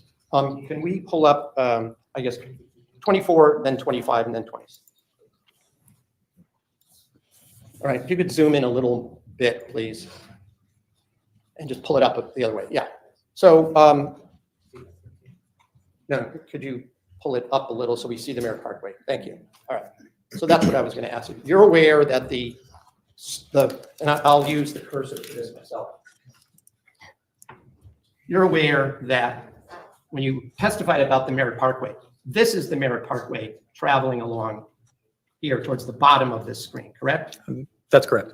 And you testified that Waveney Park was up this way to the right side of Lapham Road, correct? Yes. And that on the left side, this was except for where there was, were you aware that there were these giant mulch piles that the town of New Canaan keeps there and spreads out in that spot there? Did you notice that while you were there? Not while I was there. Okay. Are you even aware that that's what that is? Not when I was there. Okay. Or mulch piles, whatever. I learned that later. Okay. So, and then this is all woods on this side of the road, an undeveloped part of town land, correct? Yes. it was And weird. it borders to this side, the Metro North commuter rail line, correct? That this is the edge of that wooded area, correct? Yes. And that you knew that right here, just below the Merritt Parkway, there is a trestle bridge, if you want to call it that. It's a railroad overpass over the Merritt Parkway, right? Yeah, that's what it appears to be, sir. And you're also then aware, I assume, that just below that is the Talmadge Hill Objection. train station, correct? Objection. Relevance of where the train station outside the scope of direct. He showed Well- the map, Your Honor, she showed the map to this witness, so I'm just inquiring about other items. in that. Well, the universe of this witness's testimony is processing the Tacoma. What this witness has said about Lapham Road does not contemplate Well, all of the surrounding areas, so it's outside of the scope. this is really, like I said, this is tough for me because I I'm could do showing this you in now, I Ohio. moved it ahead to This is exhibit, so or fucking to weird. photo 25 within the state's exhibit. You see that there now? I believe this is exhibit 89. So that, is this 89 for the record? I'm not sure. I'm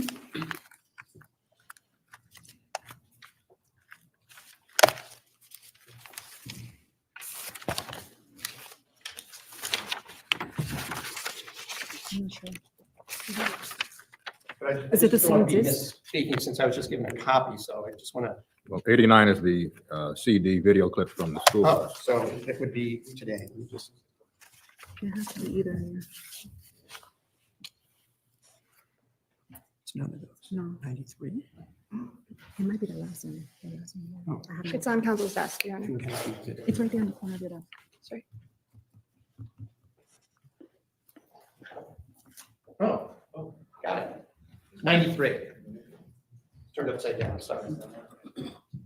So you testified, as I understand it, that you were at Lapham Road on, you said May 25th, 2019? Yes, sir.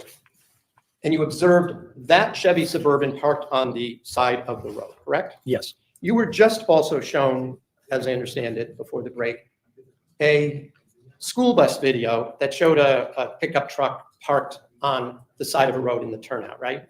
Yes. Now, as I understand your testimony, you were at that location, right? Yes, I was. You saw that there was more than one turnout, right? Yes. Did you look at any of those turnouts, or were we looking at the vehicle while you were out there? I was mainly concentrating on the vehicle. But you know, based on that bus video, that there was another turnout in that video that was, what, on the other side of the road? On the northbound shoulder? Okay, Like- can we go back to the map for a second? 24, please.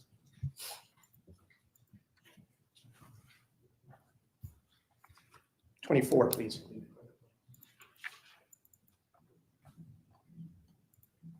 All right, so if you could just zoom in a little more and move it up, please. All right. In this satellite view, which you can see cars on, could you zoom it out just a little, please? You can see a vehicle, for example, on the bridge of the overpass over the Merritt Parkway. Do you see that? Yes. And you can see some of the cars on the Merritt Parkway in this picture 24 when zoomed in, correct? Yes. But on the other hand, are you able to identify by going to that screen behind you where the turnout exactly was where you saw that Suburban? Are you able to do so? If not, you can, I don't have to make you get up then. No, I can't. Okay. Is it in this zoomed in, or do you need me to zoom out a bit? Zoom out a little bit more, please, sir. Ah, okay. A little more? A little bit more. Okay. So I remember it to be somewhere in this location. Could you, Up around the Allen Lapham. near the L in the word Lapham? Yes, somewhere up in this area. All right. And could you also, and you say that the Suburban was pointing towards the Merritt Parkway, correct? Or Yes. away? It was pointing south. South. And just so that we're oriented again, the word Lapham Road that we see in photo 24, the letter D in the word road is at the south end of the word of the two words Lapham Road, correct? Yes. Could you also point out the turnout where you claim, you say that that school bus showed a truck parked? It appeared to be down in this area here. So in abbreviation for road. Near the D for road or the R for road? I can't say for sure, but. In that area? General area. Was it on the same side of the street as the Suburban, that turnout?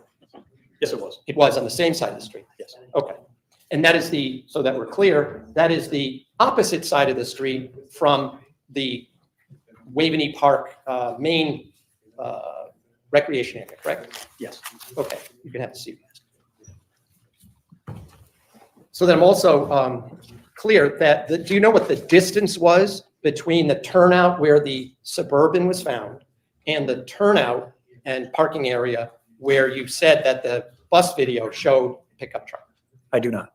So it's whatever the length is between the L in Lapham and the RD road, right? Approximations, yes, sir. Right. So if there was a scale, we could use a ruler or something, but without doing that, you're not able to estimate the distance, right? To get a ballpark distance, yes. Okay. Now, when we were looking at those bus videos, you also noticed there was traffic on Lapham Road, correct? I don't specifically recall, sir. You don't remember seeing other cars going by at that time of the morning? I'd have to see it again, sir. All right. Well, I'm not going to do that now. But in any event, when you were inspecting the Chevy Suburban in that location, was that during the day or was that at night? It was during the day. Was the road blocked off for your investigation? I think it was, sir. So there was no traffic going at that time because Yes, Victoria, they were Canaan Police parked or close by. others were rerouting traffic away from that area, correct? I only remember it because we had parked our car directly in the center of the road. So So I take it from that answer that if you're parking in the middle of the road, it's it's safe to do so. safe to do so. You don't want people hitting your vehicle or hitting the officers doing their job, right? Correct. Okay. Just have a moment.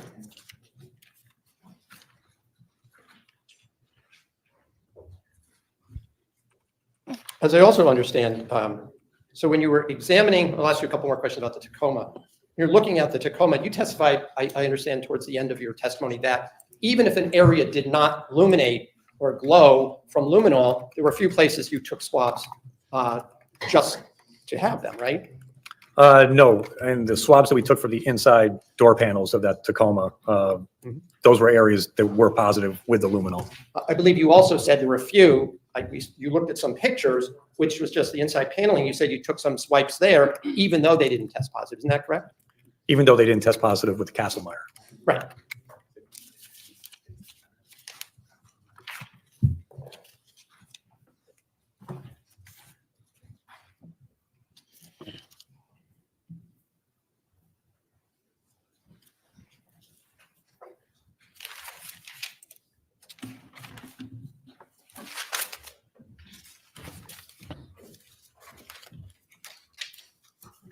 And with regard to the Lapham Road Park, did you get this, when you were there, it was Memorial Day weekend, correct? Yes.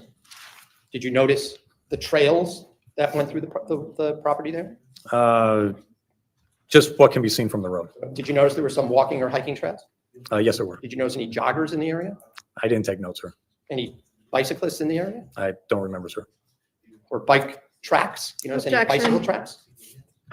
Well, the question is, did you notice any of bicyclists, joggers, and what is the objection? It's outside the scope of direct, Your Honor. Well, it's not relevant. Just a, Did you notice whether there was any oil spots, fresh oil spots in any of the turnouts on the ground? I didn't take note of any, sir.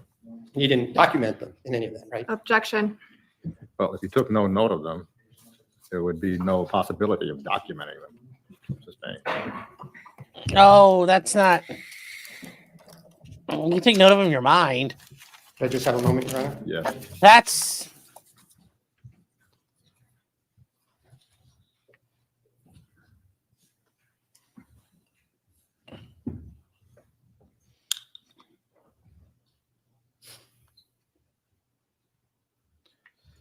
Alpha, what you say? That's what I was going to ask. I mean, yeah, I mean, you could make the argument that he would have Just wanna made note in his clarify mind, but I one get thing. the You are judge. certain from the bus video you saw that the red pickup truck that was viewed in there was parked on the same side of Lapham Road as where you found the Suburban. Is that your testimony? Yes.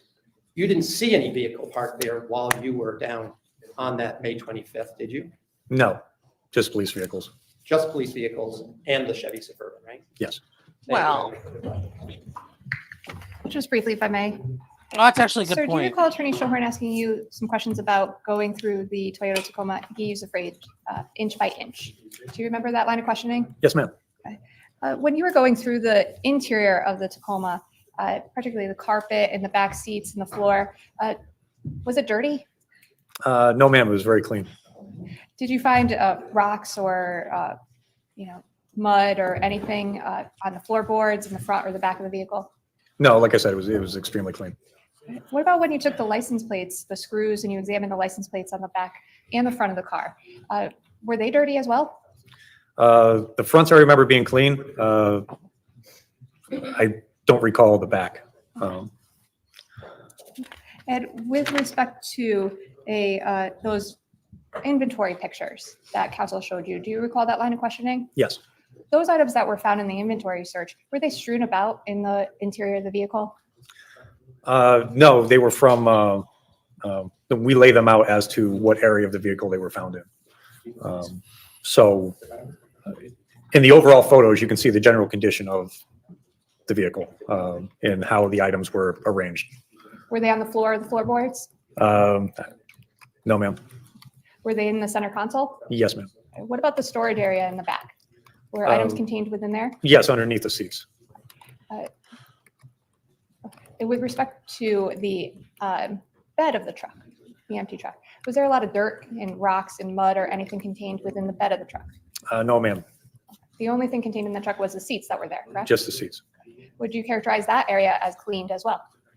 Yes. Nothing further, thank you. I just have one question. Was that chain that I asked you about located in the spot where it's photographed? I don't remember originally, sir. I would have to refer to either the overall photos or the inventory report. Would somebody have moved it to that location to take a picture? In your presence? It depends when during the search process this was done. You don't recall? I don't recall. Nothing further. Nothing further, thank you. Detective Riley, you may step down. Thank you. Your Honor. Good afternoon, Your Honor. We finished a little earlier than expected. Our next witness will be here for 2 o'clock. Thank you. Ladies and gentlemen, a long lunch hour. So have a good lunch. Please do not talk about the case, and we plan to see you at 2 o'clock.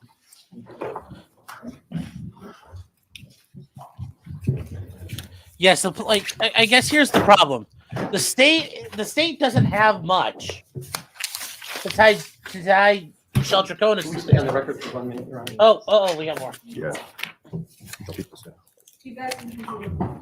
Quick issue, because the court, when it comes again to the luminol and the K&M, it is my understanding that all of it came back as either no trace of blood or there was nothing to test that at all in the substance from this Tacoma truck. And when it comes to blood, so the No, they cut it off. What fucking dicks. Ah. Wow, okay, well that was fun. All right, so what do we learn? They don't have fucking much in this case.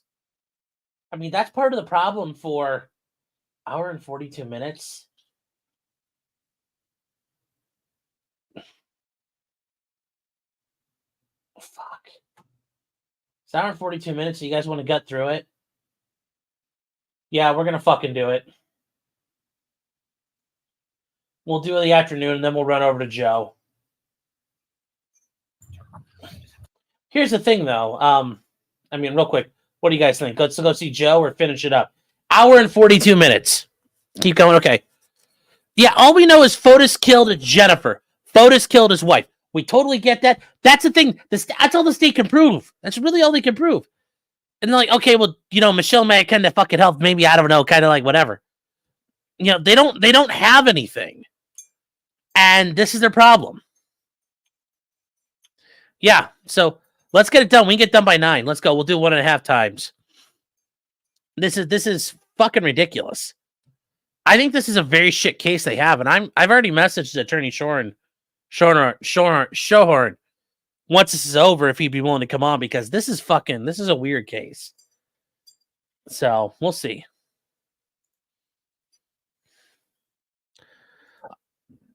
I have a degenerate chat. You have a degenerate chat. Punish it faster. Yes. Yes. More black cum. More black dicks. You're like, I'm no.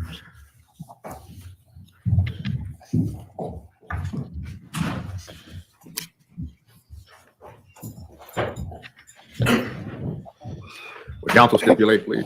Yes, Judge. Yes, sir. Thank you. Same again. You're on the State Falls Caparisi. Ooh, it sounds like we have a new Connecticut State Police guy.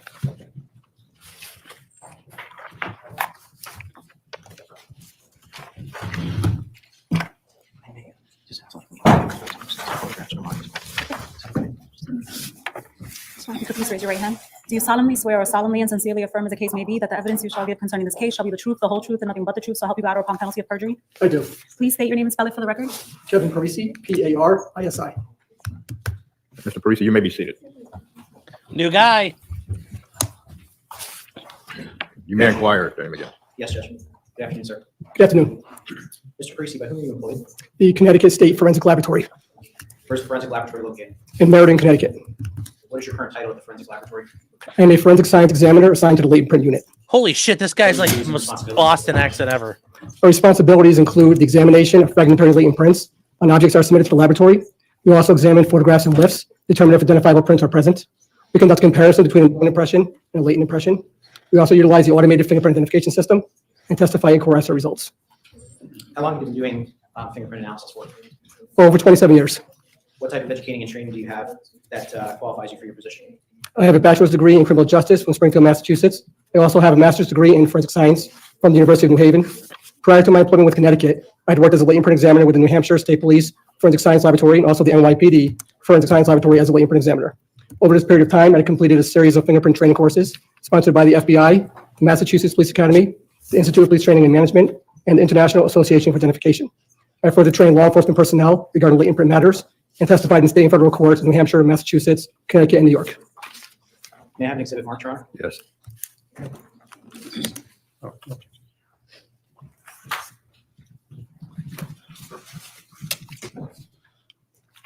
Your Honor, this is States 94 for identification. Attorney Sean Horn indicated to me that he has no objection. I move it in. Yes, States 94 admitted as a full exhibit.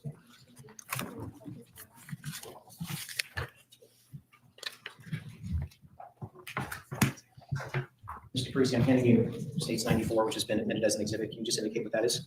This is my CV. When you say CV, you're referring to your curriculum vitae, Yes, I am. and this document details your experience in training with fingerprints. Is that right? Yes, it does.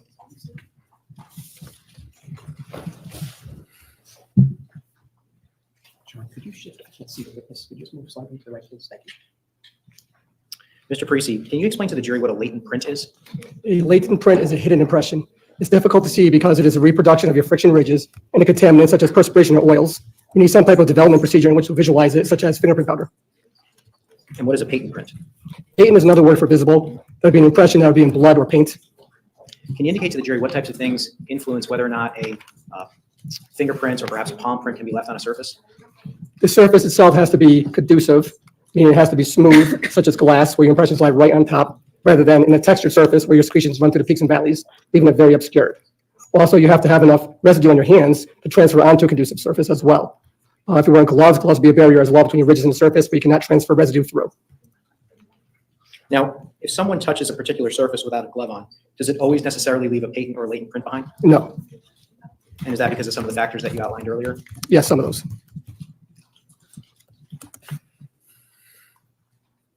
Can you, if a fingerprint or a palm print is developed on a particular surface, are you able to explain to a reasonable degree of scientific certainty how long that particular print has been on the surface? No, we can determine between time or placement of that impression. What types of things affect whether or not a print will remain on the surface over time? One would be the environment. Your secretions are primarily 98% water. So if that environment is warm, those secretions would evaporate at a larger rate as it would be in the wintertime. Also, if that surface is wiped down or washed off, you're removing residue on that surface. Can you describe to the jury the process of how you develop and compare prints to particular individuals? Developing impressions on a surface depends upon the surface involved, whether it's non-porous or porous. Non-porous means that the surface does not absorb moisture, such as bottles, cans, plastic bags. Porous items would absorb moisture, like paper or cardboard. And depending on that surface, we'll use either physical development techniques or chemicals in order to develop the impressions. When you receive an item for evidence to examine for latent prints or impressions of value, can you explain to the jury what your normal steps and process is? I'm sorry, can you repeat that? Sure. When you receive an item of evidence to determine whether or not there's any latent prints, can you explain to the jury what your normal process is? Again, depending on the surface involved, if it is a non-porous surface, we'll use physical development techniques, which would include superglue fuming, which would place an item in a superglue chamber, heat up liquid superglue. That glue would vaporize, adhere to the moisture in the print, turning it white. Also, we'd use fluorescent dye stains, which again fluoresce, as well as powders and chemicals on porous items. And if you are able to develop a latent print and view it, can you indicate to the jury how a comparison is conducted? Comparisons are conducted through a methodology known as ACE-V. It's acronym that stands for Analyze, Compare, Evaluate, and Verify. In the analyze stage, we're looking at the unknown impression or latent impression to see if it has enough quality and quantity of information to be compared to a known source. Quality meaning clarity, quantity meaning a sufficient number of rich detail within the impression. In the comparison stage, you're doing a side-by-side assessment between the latent print and the known impression to see if the general rich flow or patterns lie in both impressions, as well as the rich characteristics lie in both impressions in the same relative area. In the evaluation stage, we're forming our opinion as to whether there's an identification, an exclusion, or an inconclusive result. And then all of our comparisons are verified by another qualified examiner. You mentioned your particular conclusions. What does the conclusion eliminated mean? Eliminated referred to the comparison between a latent print and a known impression where there's no agreement at all regarding the rich flow or the pattern, as well as the rich characteristics that do not lie in both impressions. What does the conclusion inconclusive mean? There is minimal agreement between a latent print and known impression in regards to the rich flow and the rich characteristics, but due to the quality of the latent print or known impression, you cannot conclusively say that there's either identification or not. And what does the conclusion identification mean? Identification refers to the agreement of rich flow within the two impressions, as well as the rich characteristics lying in both impressions in the same relative area. Also, that we would not expect to see the same arrangement of rich characteristics in another person.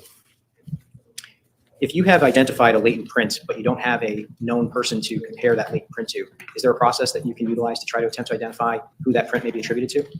Yes, we utilize the automated fingerprint identification system, Is there an acronym for that? AFIS. And how does that work? That gives us the ability to search an unknown fingerprint or unknown palm print against a database of known impressions of fingerprints and palm prints, and we're able to search Connecticut as well as nationwide. And how do you enter a particular latent print into that system for search? Developed impressions are documented through photography, and those images are entered into the database by way of either scanning or entered off of a thumb drive, if you will. The impressions are then marked off in terms of where the characteristics lie and type of pattern, and it will search the entire database, whether it's Connecticut or nationwide. And in terms of when you do a fingerprint analysis, what types of steps do you take at the laboratory to ensure that the evidence in your possession is not destroyed or contaminated? During our examination process, we wear gloves, masks, lab coats. We sanitize all of our workbenches down, instruments that we're going to utilize, and change gloves when necessary. You'd mentioned earlier that you use different types of reagents when you are attempting to develop a latent print. Are those reagents harmful to evidence such as DNA? No.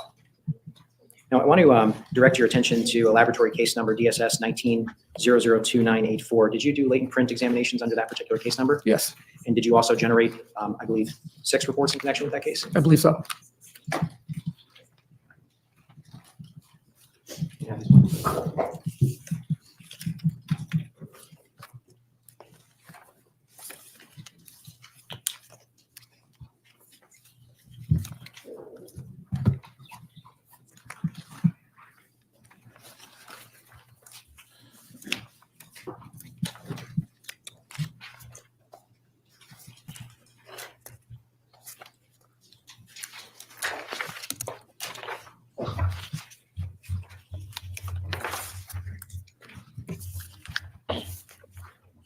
Can I use that moment, Counsel? Yes.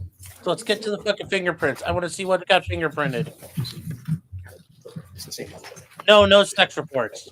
Your Honor, I'm approaching with what has been pre-marked for identification as states 95 through 101. Thank you.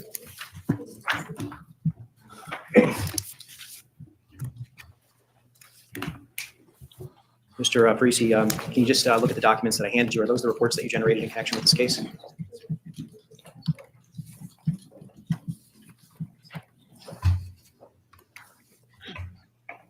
Yes, they are. And I'm just going to ask that you keep those with you in case you have to refer to them during your testimony. Mr. Parisi, did the laboratory receive what are known as known fingerprint exemplars from various individuals in this particular case? Yes, And what is a known exemplar? that would be the intentional recordings of a subject's known impressions or fingerprint impressions throughout their hands and their palms by using black ink or electronic methods. And whose exemplars did you receive in connection with this case? Fotis Dulos, Michelle Troconis, Theodore Dulos, Petros Dulos, Constantine Dulos, Christiane Dulos, Cleopatra Dulos, Lauren Almeida, Matthew Blank, and Reedy Silva. And Cleopatra Dulos is also known as C. Noel Dulos, is that That is correct? correct. And you're now aware that Aaron Latourette and Matthew Blank are New Canaan police personnel. Are you aware of that? Yes, Now, Mr. Parisi, it's already been stipulated between the parties that Detective Matthew Riley of the Connecticut State Police seized latent prints from 69 Wells Lane, a 2014 Range Rover, and a 2017 Chevrolet Suburban. They were numbered latent prints 1 through 13. I want to remove 9 from the equation for just a second. Would it be fair to say that all of those prints either belong to a Dulos child or were insufficient for fingerprint analysis? yes, Now, I want to talk to you specifically about what Detective Riley identified as latent print number 9 from a 2014 Range Rover. Were you able to do an analysis of that and attribute it to a particular individual? Yes, I did. That impression was one associated palm print as well as fingers. There were 4 fingers as well as a palm print, and that was associated to the left hand of Aaron Latourette. That's one of the cops. And you That did was those on scene, comparisons digging for around the house. what Detective Riley identified as latent prints 1 through 13 using photographs. Is that correct? That's correct. And it's also fair to say that Fotis Dulos and Michelle Troconis were eliminated with respect to latent prints 1 through 13. Is that right? Correct. Now, in connection with this case, did you also receive physical evidence, meaning you did more than just look at photographs? Yes. Okay. That's the one you gave me, right? No objection. Take a second, Your Honor. Your Honor, this is states 102. I move it into evidence. I don't think there's an objection. 102 admitted as a full exhibit. Were 95 through 101 admitted? No, sir, they're just for ID in this one. Thank you.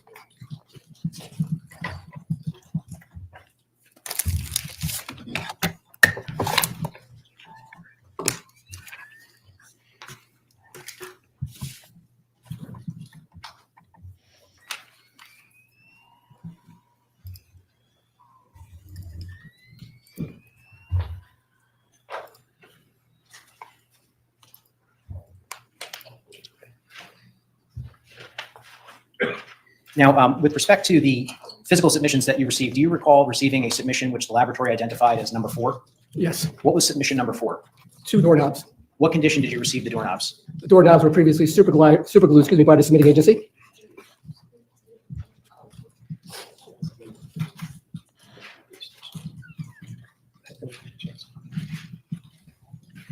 So I'm going to ask if we can please open the folder, State Police Exhibit 12, Yes, lab cops submission in the number house 4. touched everything without gloves and it fucked this up. Could you just explain to the jury what we're looking at here? This Oh, would, yeah, it's behind you. I'm sorry. yes, Tim. Yes, of course. This would be an image of a doorknob with a visible impression in red ground stain. And you indicated that you received this from the submitting agency and it had already been superglued. Did you take any additional steps with respect to this particular item? Yes, we applied fingerprint powder over the surface, developing an additional impression as well. And when you say you developed an additional impression, was that impression sufficient for comparison purposes? No, it was not. The impression that we're seeing on the screen, can you just point it out for the jury and sort of outline where it is? It'd be in this location. And was this particular impression that you just pointed in, specifically you made a circular motion in the center of the doorknob, sufficient for comparison purposes? Yes, it is. And did you do a comparison of this particular thing? Well, first of all, did you identify it as a fingerprint or a palm print? This is a partial fingerprint impression. And were you able to attribute this particular print to any of the known exemplars that you received? No. Did you enter this particular print or photograph into APHIS to do a state and national search? Yes, we did. And did you receive any results? There's no hit, no viable candidates identifying that impression. Thank you, sir.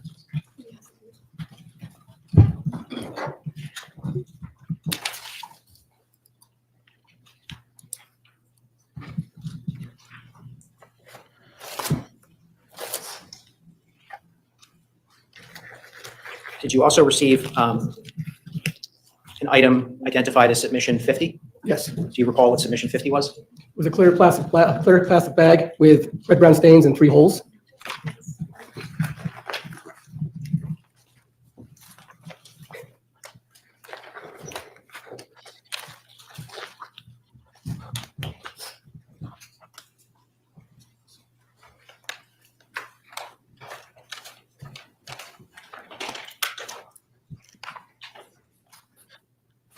I just have a moment, Your Honor. Yes.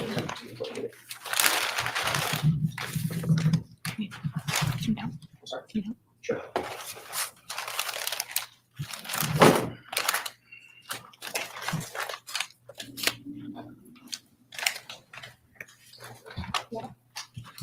So I'm approaching you with what has been entered into evidence State's Exhibit 43 for this particular trial.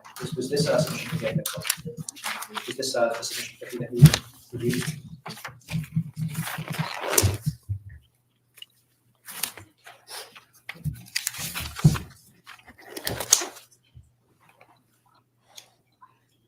Yes, it is. I'm just going to publish the jury, Your Honor.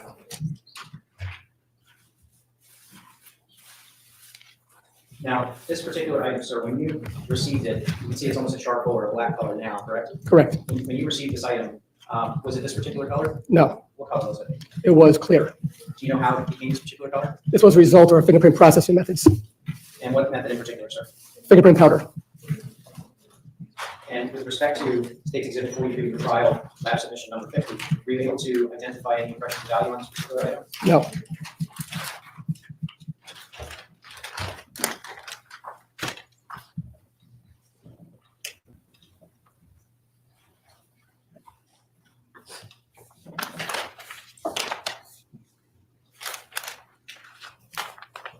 I'm handing you what has been entered into evidence as State's Exhibit 44. Did you also review a submission number 51? Yes. And what was that identified as, sir? That was a clear plastic poncho with a hood and red brown stains. And did you do the same process with State's Exhibit 44 that you did with State's Exhibit 43 to try to develop impressions of value? Yes. And were you able to develop any impressions of value from this particular exhibit? No.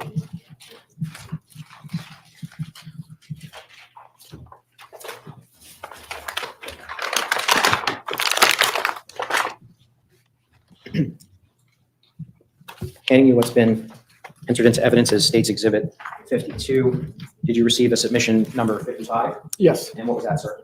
55 was a bent red mop handle. And what process did you utilize to try to develop impressions on this mop handle? Super glue fuming, dye staining as well. Is this the mop handle, sir? Yes, it is. And once again, were you able to develop any impressions of value on the mop handle? No.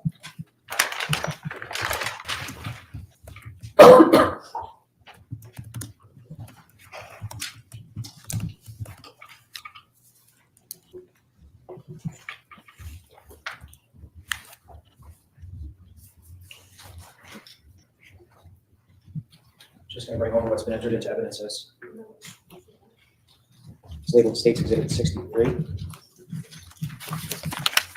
And did you receive a submission entitled 41-3? Yes. What was submission 41-3? It was a black plastic bag which had been torn and tied. All right, sir, I'm just going to ask that you review this.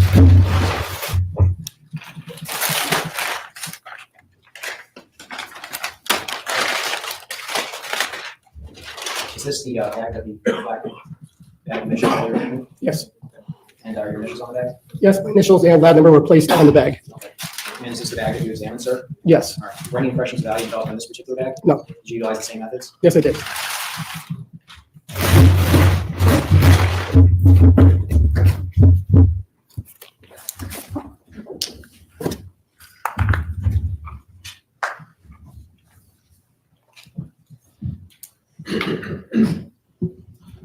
I want to direct your attention now to a submission entitled number 88. Did you review a submission entitled 88? Yes, I did. And what was submission 88? 88 consisted of 4 plastic bags. And were they subdivided into separate item numbers? Yes, we itemized those into 88-1, 88-2, and 88-3. When you received submission 88-1, can you describe the condition you received it in for the jury? 88-1 consisted of 2 bags that had been attached by 1 piece of black tape. 1 bag was torn and 1 bag was untorn. And did you do a visual inspection of the bags? Yes, I did. And did you locate anything inside of the bags? Yes, inside the untorn bag was a green and yellow sponge, black tape that was stuck to the inside of the bag, and also 1 unused folded black plastic bag. I'm just going to ask if we can call up submission. Oh, here we go. Here we go. This actually might be. Opening the folder entitled 88, going to lab submission 88-1. I wonder if Specifically Michelle's the folder fingerprint show entitled up on lab this. If it does, 88.1. she's fucked.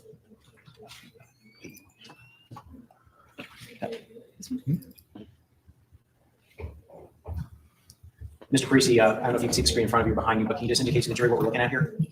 Sure. This would be an overall photograph of 88-1, which would be 2 bags and a piece of black tape attached to both bags. Where was this photograph taken? In the latent print section at the forensic laboratory. Did you also take a photograph of the tape in place on the back? Yes. This is the photo entitled Lab 88.1, tape in place. Thank you, Jury Manning. Can you just indicate for the jury, perhaps stand up and just point out to the jury where this particular tape was located? This is the location of the tape, and it was attached to both bags, the untorn bag and the torn bag. Was it holding the bags together? Yes. Okay. And did you ultimately remove that tape as part of your analysis? Yes, I did. Okay. And did you take a photograph and remove the tape? Yes. God, just now received rumble. Jesus. This is photograph lab 88.1 tape removed. You're not Can you saying tell me what we're lab looking at here? 88.1. This would be the tape that was Amazing. removed from the two bags. Incidentally, is there writing on that tape? Yes, on the other side of the tape, there was writing, and the writing was Transfer. indicated as Tour de France. And when you indicated it was as Tour de France, can you describe to the jury how you were able to conclude that? The image that you see here was actually reversed from what was taken off of the bag itself. Once it was reversed with Photoshop, of course, you can read the writing Tour de France. Thank you, sir. You can have a seat. Wait. Now, you indicated that you actually You fucking mama looks couldn't just like look at it and say, oh, that looks like it spells Tour de France backwards. Fucking idiots. looked inside the bags as well, and I think you found a couple of items. Is that right? Yes. What did you find? Inside 88-1 was a green and yellow sponge and also black tape, as well as an unused bag.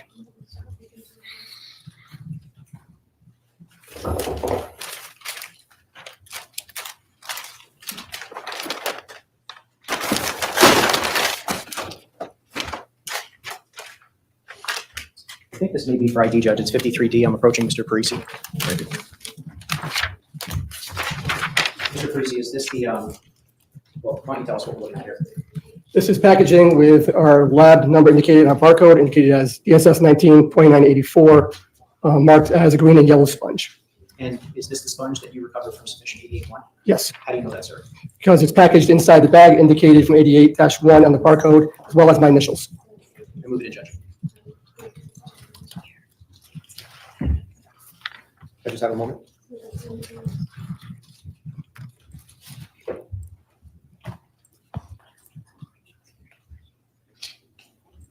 Could I have a moment, counsel?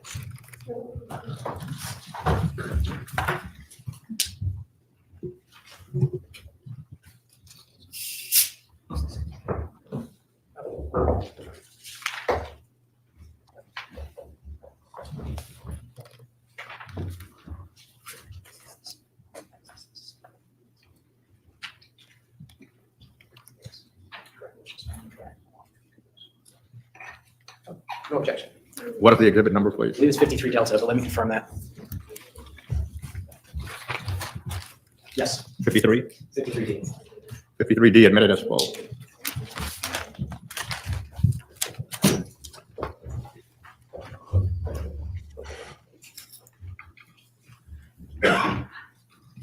And I believe you also indicated that you found an unused black bag inside of 88-1? Yes.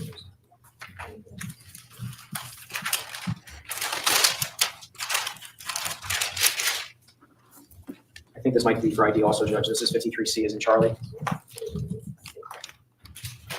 Sir, I'm handing you what's been remarked for identification as State's Exhibit 53C. Can you tell the jury what that is? It's repackaging, which is marked 88-102, or lab number DSS 192984, which indicated as a folded unused black plastic garbage bag. And is this the bag that you found inside of 88-1? Yes, And was it given its own number as well? yes, it was. What's that number? 88-001-02. I moved in, Judge. Could I inquire? I just have a question about this. So, good afternoon, sir. You marked everything that you found. You gave either a number, you gave a number to, right? Correct. And so sometimes there's hyphens and extra numbers. Is that, are we still talking about these same items that you're looking at? Yes, we are. And you did that even if there was no fingerprints or latent prints of any kind found in those documents. Am I correct about that? Yes, we're separating the submission number and the item number as well. So, and then just to be clear, if I'm looking at the right ones, there were no impressions found on those last two items, correct? No, the sponge was not processed for latent print analysis, wasn't suitable for latent print analysis. And this last thing, I'm just trying to follow along on your report. Is that last thing you were just showing the bag, was that processed? Yes, it was. And were there any prints found on that? No, Oh, then I don't object. 53C admitted as full.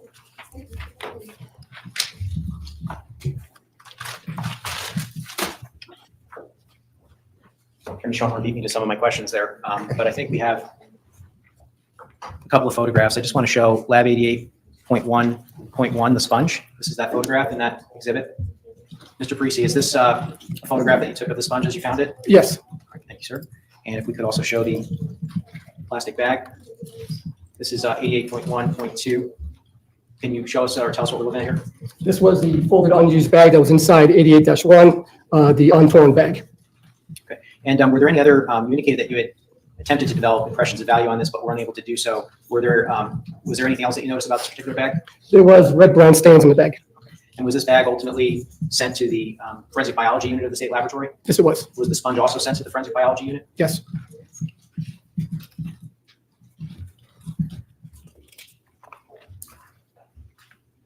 I want to direct your attention now specifically to the tape that you had mentioned that said Tour de France. Did you attempt to develop prints on that tape? Yes, we processed the adhesive side of the tape. Okay. And were you able to develop any prints that were suitable for comparison? One impression was suitable for comparison. How many impressions did you find overall? 2. And incidentally, before I show this, 88-1, which was the bag all of these items were Yeah, found in, this are is 2 bags. interesting. Were those processed also for impressions of value? Yes, they were. And were you able to locate any? No. So at this point, I would Yep. like to show.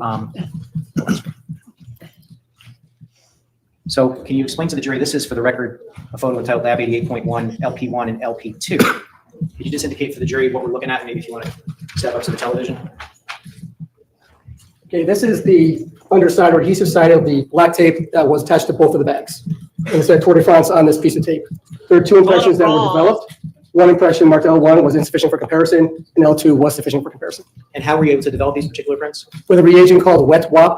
It's a wet reagent that we brush across the surface, push it off the water, and then those impressions were developed. And just so the record is clear, this photograph actually has the letters L1 with an arrow and L2 with an arrow. That's what you were pointing at. Can't when you use referred that to the word. Respective latent impressions. Is that correct? Correct. Now, you've also indicated that latent print number 2 was sufficient for comparison. Yes.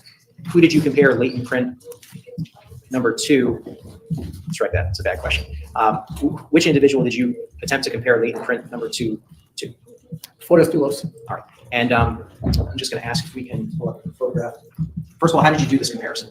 Did a side-by-side comparison, assessing the latent print developed on the tape, which is L2, versus the known impressions on the fingerprint card marked Fotis Dulos. And did you take a photograph of that comparison? Yes. All right. Now, you've indicated that you did a side-by-side comparison. Can you just indicate, and I'll just indicate for the record that this photograph is entitled Lab 88.1 L2 Comparison to Dulos. Could you tell the jury what we're looking at here? This is our comparison chart. On the left side would be L2 developed off of that piece of tape we marked earlier. On the right side would be the left ring finger off the fingerprint card marked Fotis Dulos. The black lines correspond to the friction ridges. The white areas correspond to the valleys between the ridges. The red dots correspond to the ridge characteristics that lie within both impressions as well. The purple lines are forming the ridge flow as well around those characteristics. Now, what was your conclusion with respect to latent print 2 to Mr. Dulos? Latent print number 2 was inconclusive, to the left ring finger of Fotis Dulos.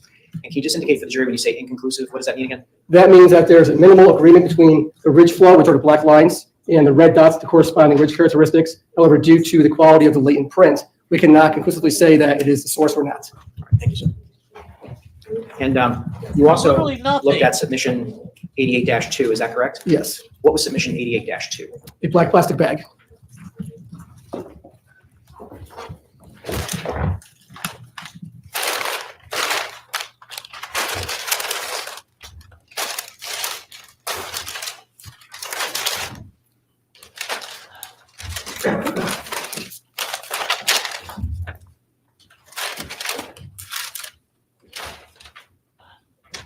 Just before I get there, I'm handing you what's been marked for identification as 53B as in Bravo.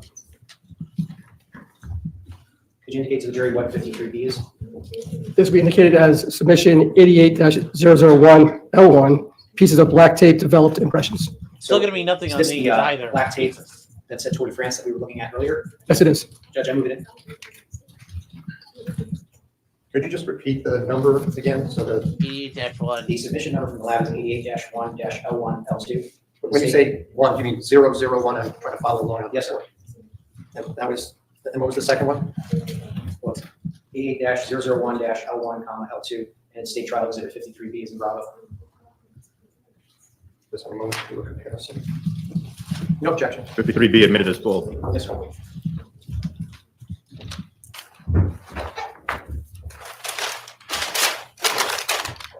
And I don't think I showed you what's been entered into evidence already. I can't find the sticker number, Judge, but is this what I'm handing you? Submission 88-1? Yes, it is. All right, and so this is the 2 pieces of black plastic bag that were taped together with the Tour de France tape? That's correct.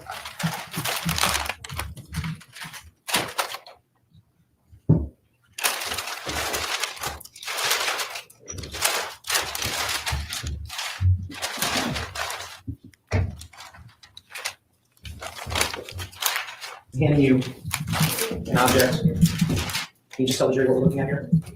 This is marked as 088-002, one black plastic bag. And is this the item that was submitted as 88-2 that we were just discussing? Correct. I just have one with Attorney Manning, Your Honor.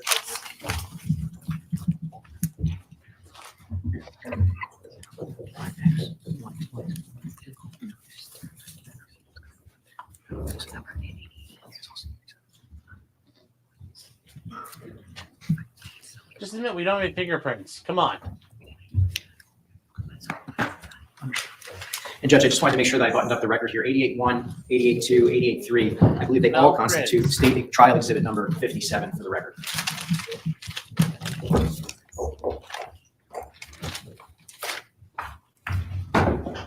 Did you do a visual inspection of 88-2? Yes. And did you find anything inside of 88-2? A torn piece of paper was inside 88-2. And was that given a separate item number as well? Yes, it was.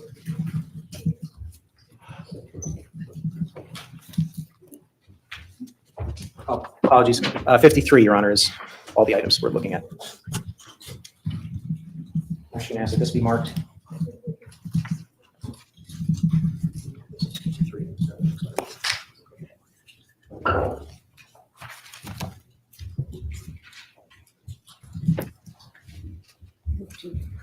This be marked as 53G for identification, Your Honor. Thank you.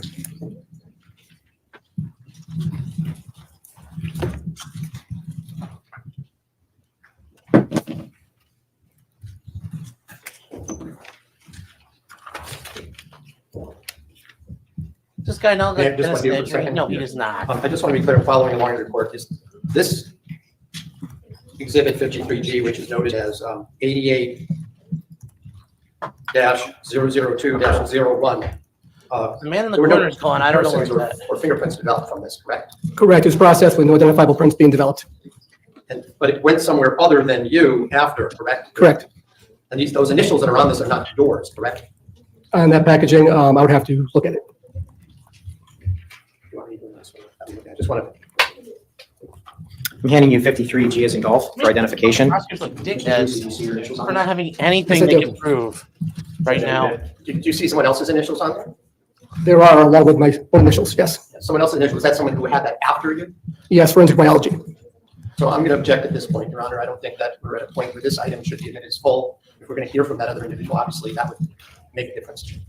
Well, as of right now, Mr. Parisi said his initials are on the submission. So he has to identify that part. Submission was analyzed, overruled. So I move it in Judge 53G. 53G admitted as full.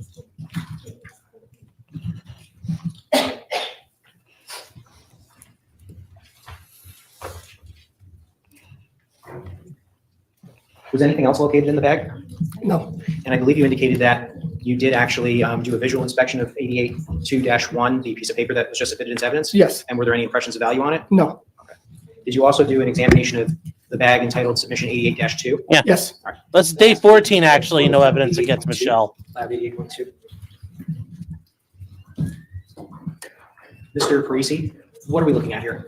This would be bag, plastic bag marked Hey, 88-002. And you indicated that you attempted to develop latent prints from this bag. Can you explain to the jury the process you went through? Yes. First thing we do is a visual examination where we use available light in the room to look for any visible impressions on the bag. There were none. We then superglued the item, in which you take the bag and place it in an enclosed chamber, heat up liquid superglue. The glue vaporizes, adheres to the moisture in the prints, turning it white, and makes it secure. At that point, there was an area of friction-rich detail that was developed. That area was documented through photography. We then use a fluorescent dye stain, which is sprayed over the surface. Now stain any area that has been superglued. However, you have to move into a dark room, view under an alternate light source, in which you can view the entire spectrum of light from UV to IR. We're looking for any areas that were fluoresced off the bag. And the impression that we initially developed, the superglue, did fluoresce, and now it's documented through photography. And if we can pull up Lab 88.2 L1. Well, so they did finally find a mentioned fucking print. That you use the superglue process. Can you just indicate to the jury in this photograph where a impression of value was developed? This is the bag we processed with superglue 88-002, and in this area would be a developed area of friction-rich detail. And you are making a circular motion in the center, slightly to the right portion of the bag, just underneath what appears to be a ruler. Is that correct? Correct. And the area that you're circling appears to be lighter in color than the rest of the bag. Is that right? Yes. Was that the impression of value that you developed here? Yes, it is. And was it sufficient for comparison purposes? Yes, it was. And who did you compare it to? This impression was compared to Fotis Dulos. And can I ask that you just stay up there? This is photograph It's lab Fotis Dulos in the courtroom right now. 88.201 No. Comparison to Dulos. Mr. Priest, can you tell the jury what we're looking at here? On the left side would be the developed impression, marked 88-002L1 off of the previous bag that we viewed. And on the right side would be the known right index finger off the fingerprint card marked Fotis Dulos. The black lines again represent the friction ridges. The white areas are the furrows between the ridges. The red dots correspond to the ridge characteristics line in both impressions in the same relative area. And the line in the center, this location indicates the same ridge flow or loop pattern in both impressions. So were you able to reach a conclusion with respect to this particular comparison? Yes, we did. What was your conclusion, sir? 88-002L1 has been identified as a right index finger off the fingerprint card marked Fotis Dulos. Thanks. And there's just one additional photograph with respect to submission 88-2 that I wanted to show you. This is photograph 88.2.1 torn piece of paper. What are we looking at here, sir? This was a torn piece of paper that was located inside the bag. And again, no impressions of value were developed on this particular piece of paper, correct? That's correct.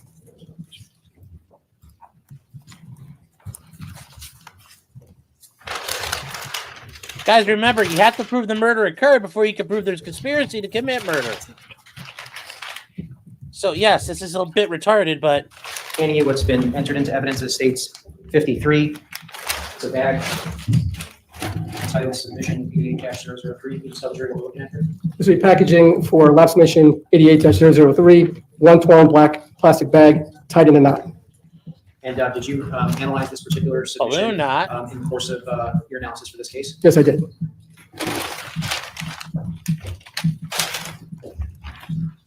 Can you describe the submission as you received it? It was one black plastic bag that had been torn and tied in one side. I'm just going to ask if we can go to the folder titled 88-3. And we can pull up lab 88.3. Can you tell the jury what we're looking at here? This would be documentation photographs of lab 88-003, which shows the bag that had been tied and torn. And I just want to be clear here. Is this one bag or two? Because there appears to be kind of a knot in the center area in the lower photograph. It is one bag that is tied. And did you do a visual inspection of this bag and look for any contents? oh, I'm that not may have- bored now. This is Yes, I actually did. getting And did you good. look at anything in the bags themselves? Yes, This is inside fucking the bag red meat was for a the piece of defense cardboard, attorney. also black tape that was tested inside the bag. Guys, you don't get it. This is red meat for the defense attorney. You can say, you've said Fotis Dulos did all this, right? Yeah. Is he in the courtroom? No. Outside was a piece of paper.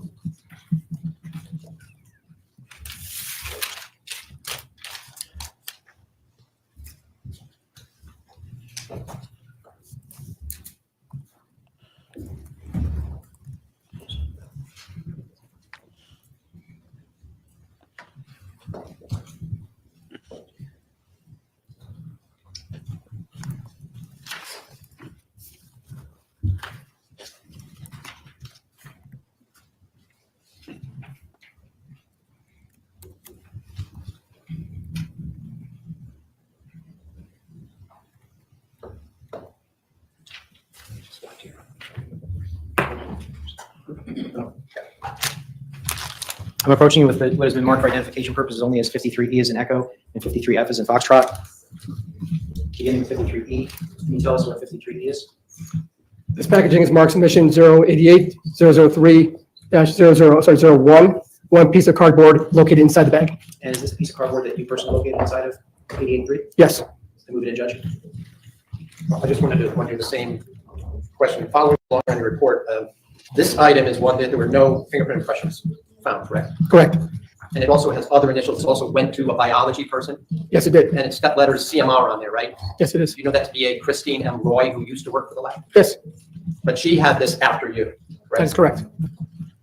I'm not going to object. What is the submission number, please, or the exhibit number? 53E, 53E admitted as full.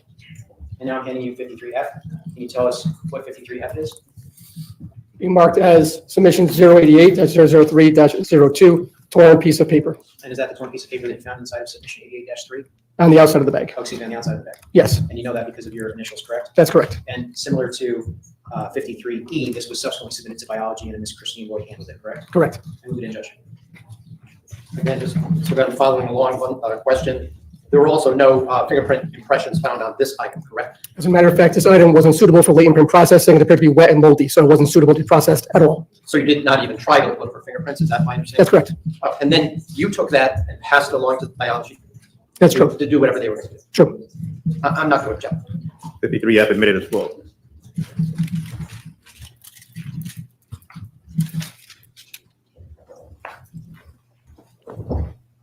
You also mentioned that you found black tape inside of submission 88-3? Yes. Okay. Was that black tape attached to the bag or detached from the bag? It was attached to the inside of the bag. How were you able to remove the black tape? That area of the bag had been submerged in liquid nitrogen that would freeze the tape and then separate from the bag. And then the tape itself was resubmerged and separated into 10 pieces. And did you take a photograph of that tape as you found it? Yes. This is photograph lab 88.3, tape removed. Can you tell the jury what we're looking at here? This would be the tape that was removed from the inside of the bag and also separated into 10 pieces. Now, with respect to the bag itself, submission 88-3, did you attempt to develop impressions of value from the bag itself? Yes. Were any impressions of value found? No. And I believe Attorney Schoenhorn asked you this during his voir dire, but with respect to the piece of cardboard you found and also the torn piece of paper, which were just submitted into evidence, no impressions of value were found on that, correct? On the cardboard. And the paper was not suitable, is that It's not right? suitable for analysis, no. Now, did you also analyze this particular tape? Yes, I did. Can you explain to the jury how you analyzed the tape? Once removed, we processed the adhesive side of the tape with a reagent called a wet wop, which you brush across the surface, rinse off, and we're able to develop 5 areas where impressions were developed.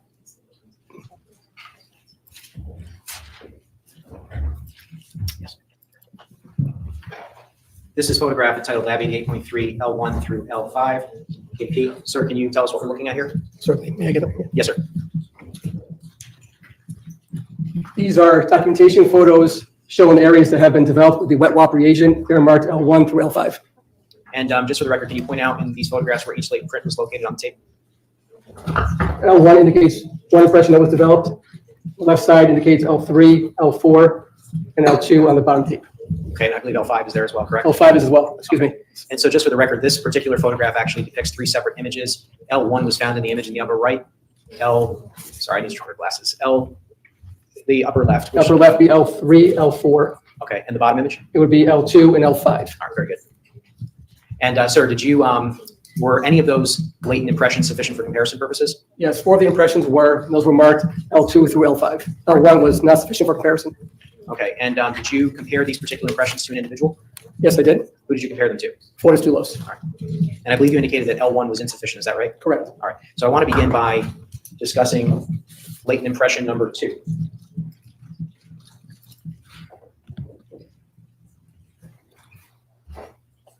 This is a photograph entitled Lab 88.3 L2 comparison to Dulos. Can you tell the jury what we're looking at here? On the left side would be an area that we have developed impressions on the tape, which we just saw. On the right side would be the right middle finger off the fingerprint card marked Fotis Dulos. And did you reach any conclusions with respect to this particular comparison? This was an inconclusive result between the 2 impressions. Okay, meaning that you did not have enough to either eliminate or identify, is that right? Yes, there's a minimal agreement between the black lines, which is the ridge flow, and the red line where red dots is made to correspond to the minimal ridge characteristics. That's due to the quality of the latent impression, where we cannot determine whether it's that source or not. All right, now I'd like to talk to you about latent print number 4 from this particular, or excuse me, Okay, latent we're print number getting 3 from an this issue. particular tape. I think they're gonna try to say that's Michelle. This is a photograph entitled Lab 88.3 L3 comparison to Dulos. So you did a similar side-by-side comparison here, is that right? Correct. And what was your conclusion with respect to this latent impression? The latent impression marked 88-003 L3, and the right middle finger off fingerprint card marked Fotis Dulos is an identification.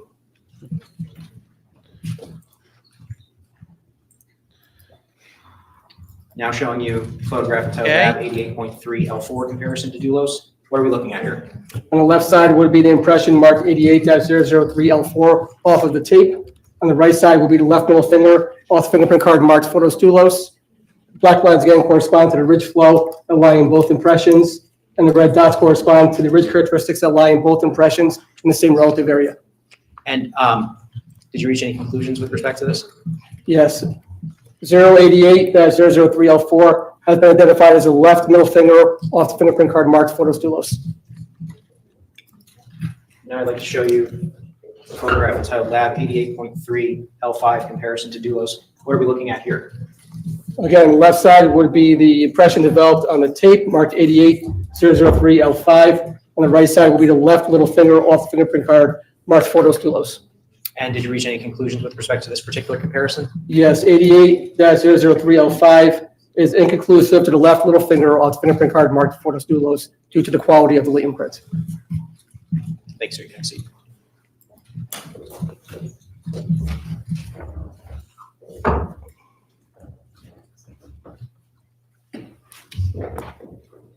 I'm approaching with what has been pre-marked for identification purposes as 53A. Let me just show it to Attorney Schoenhorn.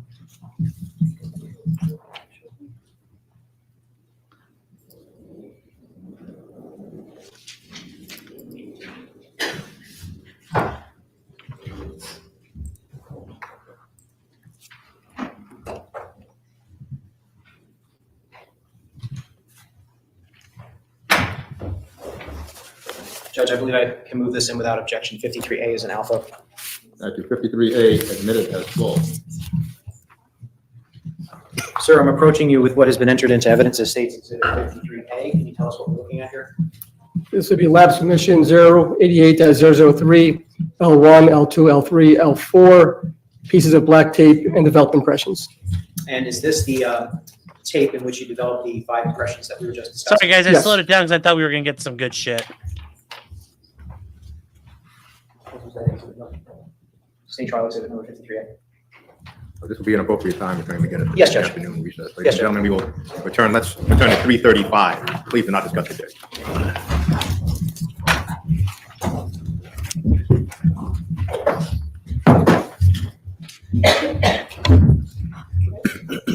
All rise. This Honorable Superior Court now stands in recess until 3:35.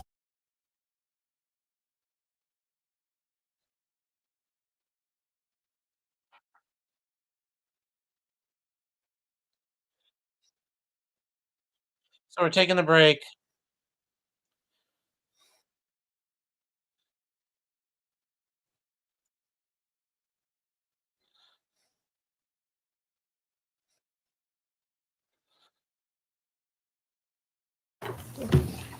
Can we bring the jury? Yes, sir. Belonging to various digits of Mr. Dulos. Do you recall that? Yes.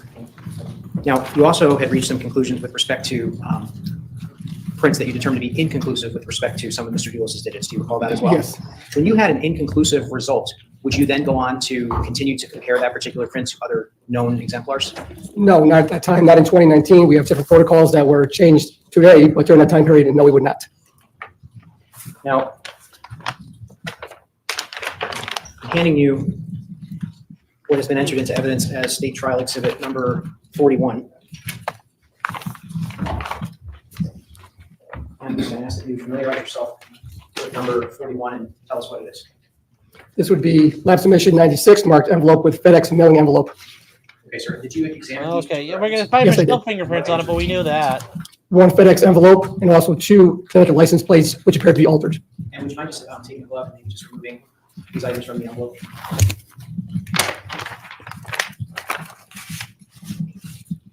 Okay, you're holding right now what appears to be a FedEx envelope.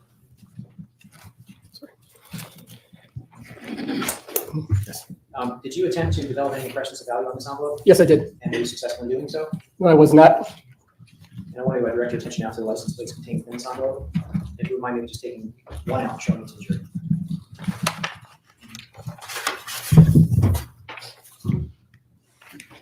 And would you please just display the front of the registration to the jury? You were holding up a Connecticut registration 516 WDJ, is that correct? Yes, And when you received this license plate, was it in this condition? yes, it was. Was there any adhesive on this license plate when you received it? Yes, there are pieces of blue tape. And were you able to develop any impressions of value from either this license plate or the other license plate? No, actually, these were unsuitable for latent print processing due to the amount of contamination and residue on the surface.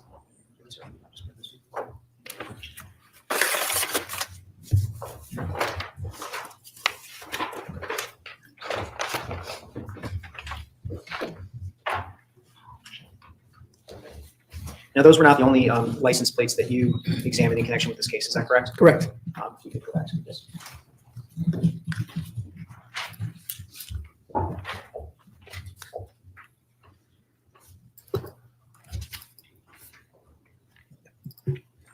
Are you familiar with lab submissions 97 and 98? Yes, I am. What were lab submissions 97 and 98? They were each Connecticut license plate.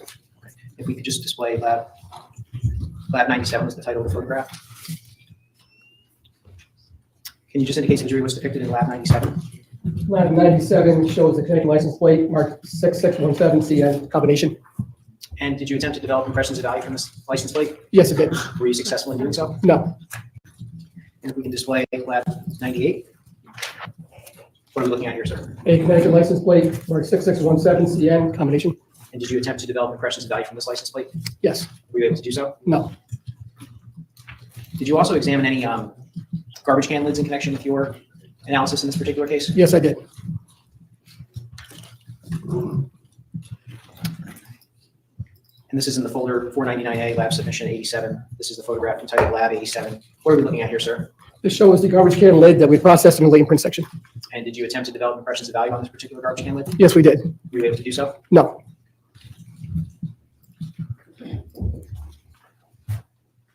And now, State Police Exhibit number 13, lab submission 101, going to display the photo entitled lab 101. Sir, what are we looking at here? This is a roll of paper towels. And can you explain to the jury what you did with this roll of paper towels? The inner core was removed from the paper towels and processed using hindering, which is a chemical used on porous items. It's exposed to heat and humidity, thus accelerating the reaction, developing impressions that would turn purple. There were no identifiable prints found on this item. If I could just have a moment, Your Honor? Yes, Nothing additional, Judge. thank you.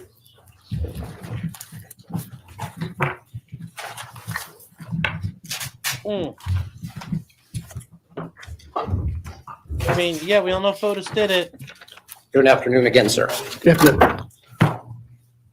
You looked at and examined a large number of items, is that correct? Correct. In this case, and in order for us to follow along, I had to go through a list, and things were broken down into sub-numbers and subsets for comparison, correct? Yes. And in many of the items that you examined, there were no latent prints of any sort there, correct? On some of them, yes. And on others, the item itself was not suitable for determining whether there were any prints, either because of its condition or contamination or dampness or another reason that you have testified to, correct? That's true. If an item was, you were shown a couple of items that turned out to be, I think you called it inconclusive, correct? Yes, I did. And as I understand your testimony, an inconclusive result does not permit a finding that that fingerprint belongs to any particular person, correct? Or you have minimal agreement, but you cannot come to a conclusion as to whether it's that source or not with more information. You may not have more information due to the quality of the latent print. But as a scientist, you have certain thresholds that you have to reach before you can say there is a match or partial match with a particular individual, correct? We do have sufficiency standards in latent prints, yes. And that's also to avoid misidentification or, for that matter, an injustice, correct? That's true. I noticed that in none of the comparisons that you did you mention my client, Michelle Troconis. Is that correct, that you didn't mention her in any of your testimony on direct? We did conduct a comparison, including Michelle Troconis on lab submission 004, the doorknobs. So you're talking about, when you say the doorknob, you're talking about the doorknob that had been obtained, I believe, in New Canaan. Is that correct? I can't recall the location. I just know that is lab submission number 4, the doorknobs. And it was negative. She was excluded as the source, correct? Correct. You also mentioned that there were a couple of tests where it was positive for someone named La Tourette, correct? Correct. And that was Sergeant La Tourette, or you didn't know that? I didn't know that. Okay.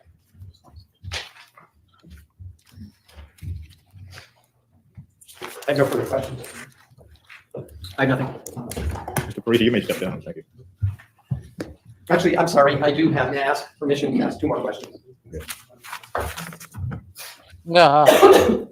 Were you asked to compare any of these items to an individual by the name of Pavel Gumieni? No. Were you asked to compare any of these items to a person by the name of Kent Momini? No. No further questions.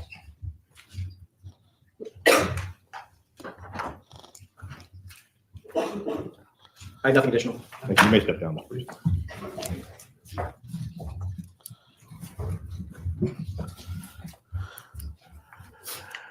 All right, that concludes the state's presentation for today. Thank you.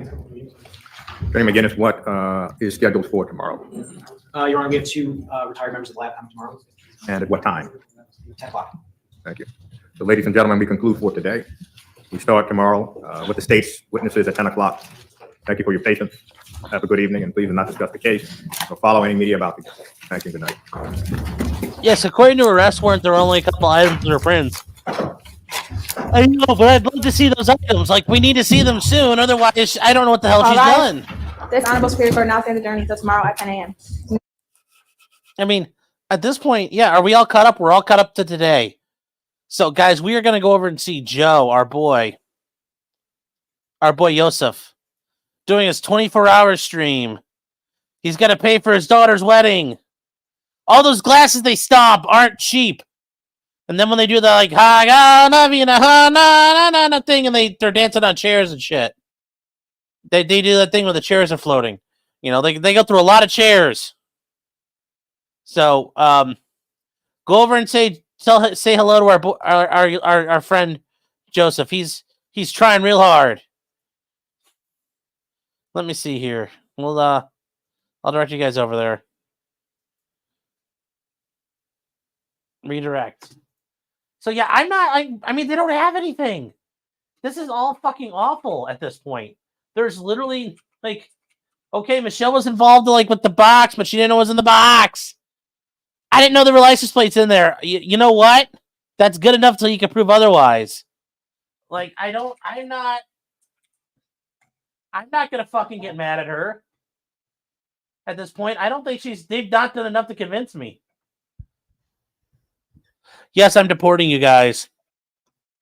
So I'm just, yeah, there are only a couple items of prints. Well, let's get the fucking items. Is Joe gonna rent a forklift for the shares? Yeah, I'm just not convinced right now. I mean, how do you guys feel about Michelle? Like, I don't feel this is a good case. So, but I mean, they got to go after somebody. Fotis is dead, so yeah.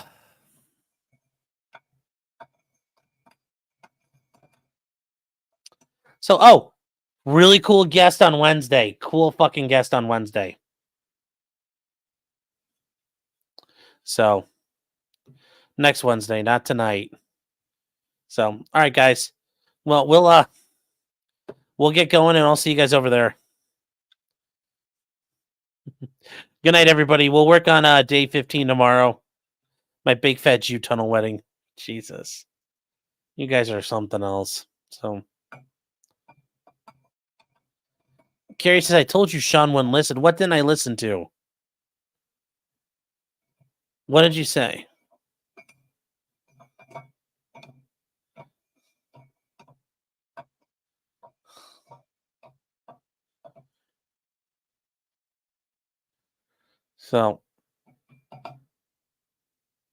So yeah, later, Fed boys. I'll see you guys later.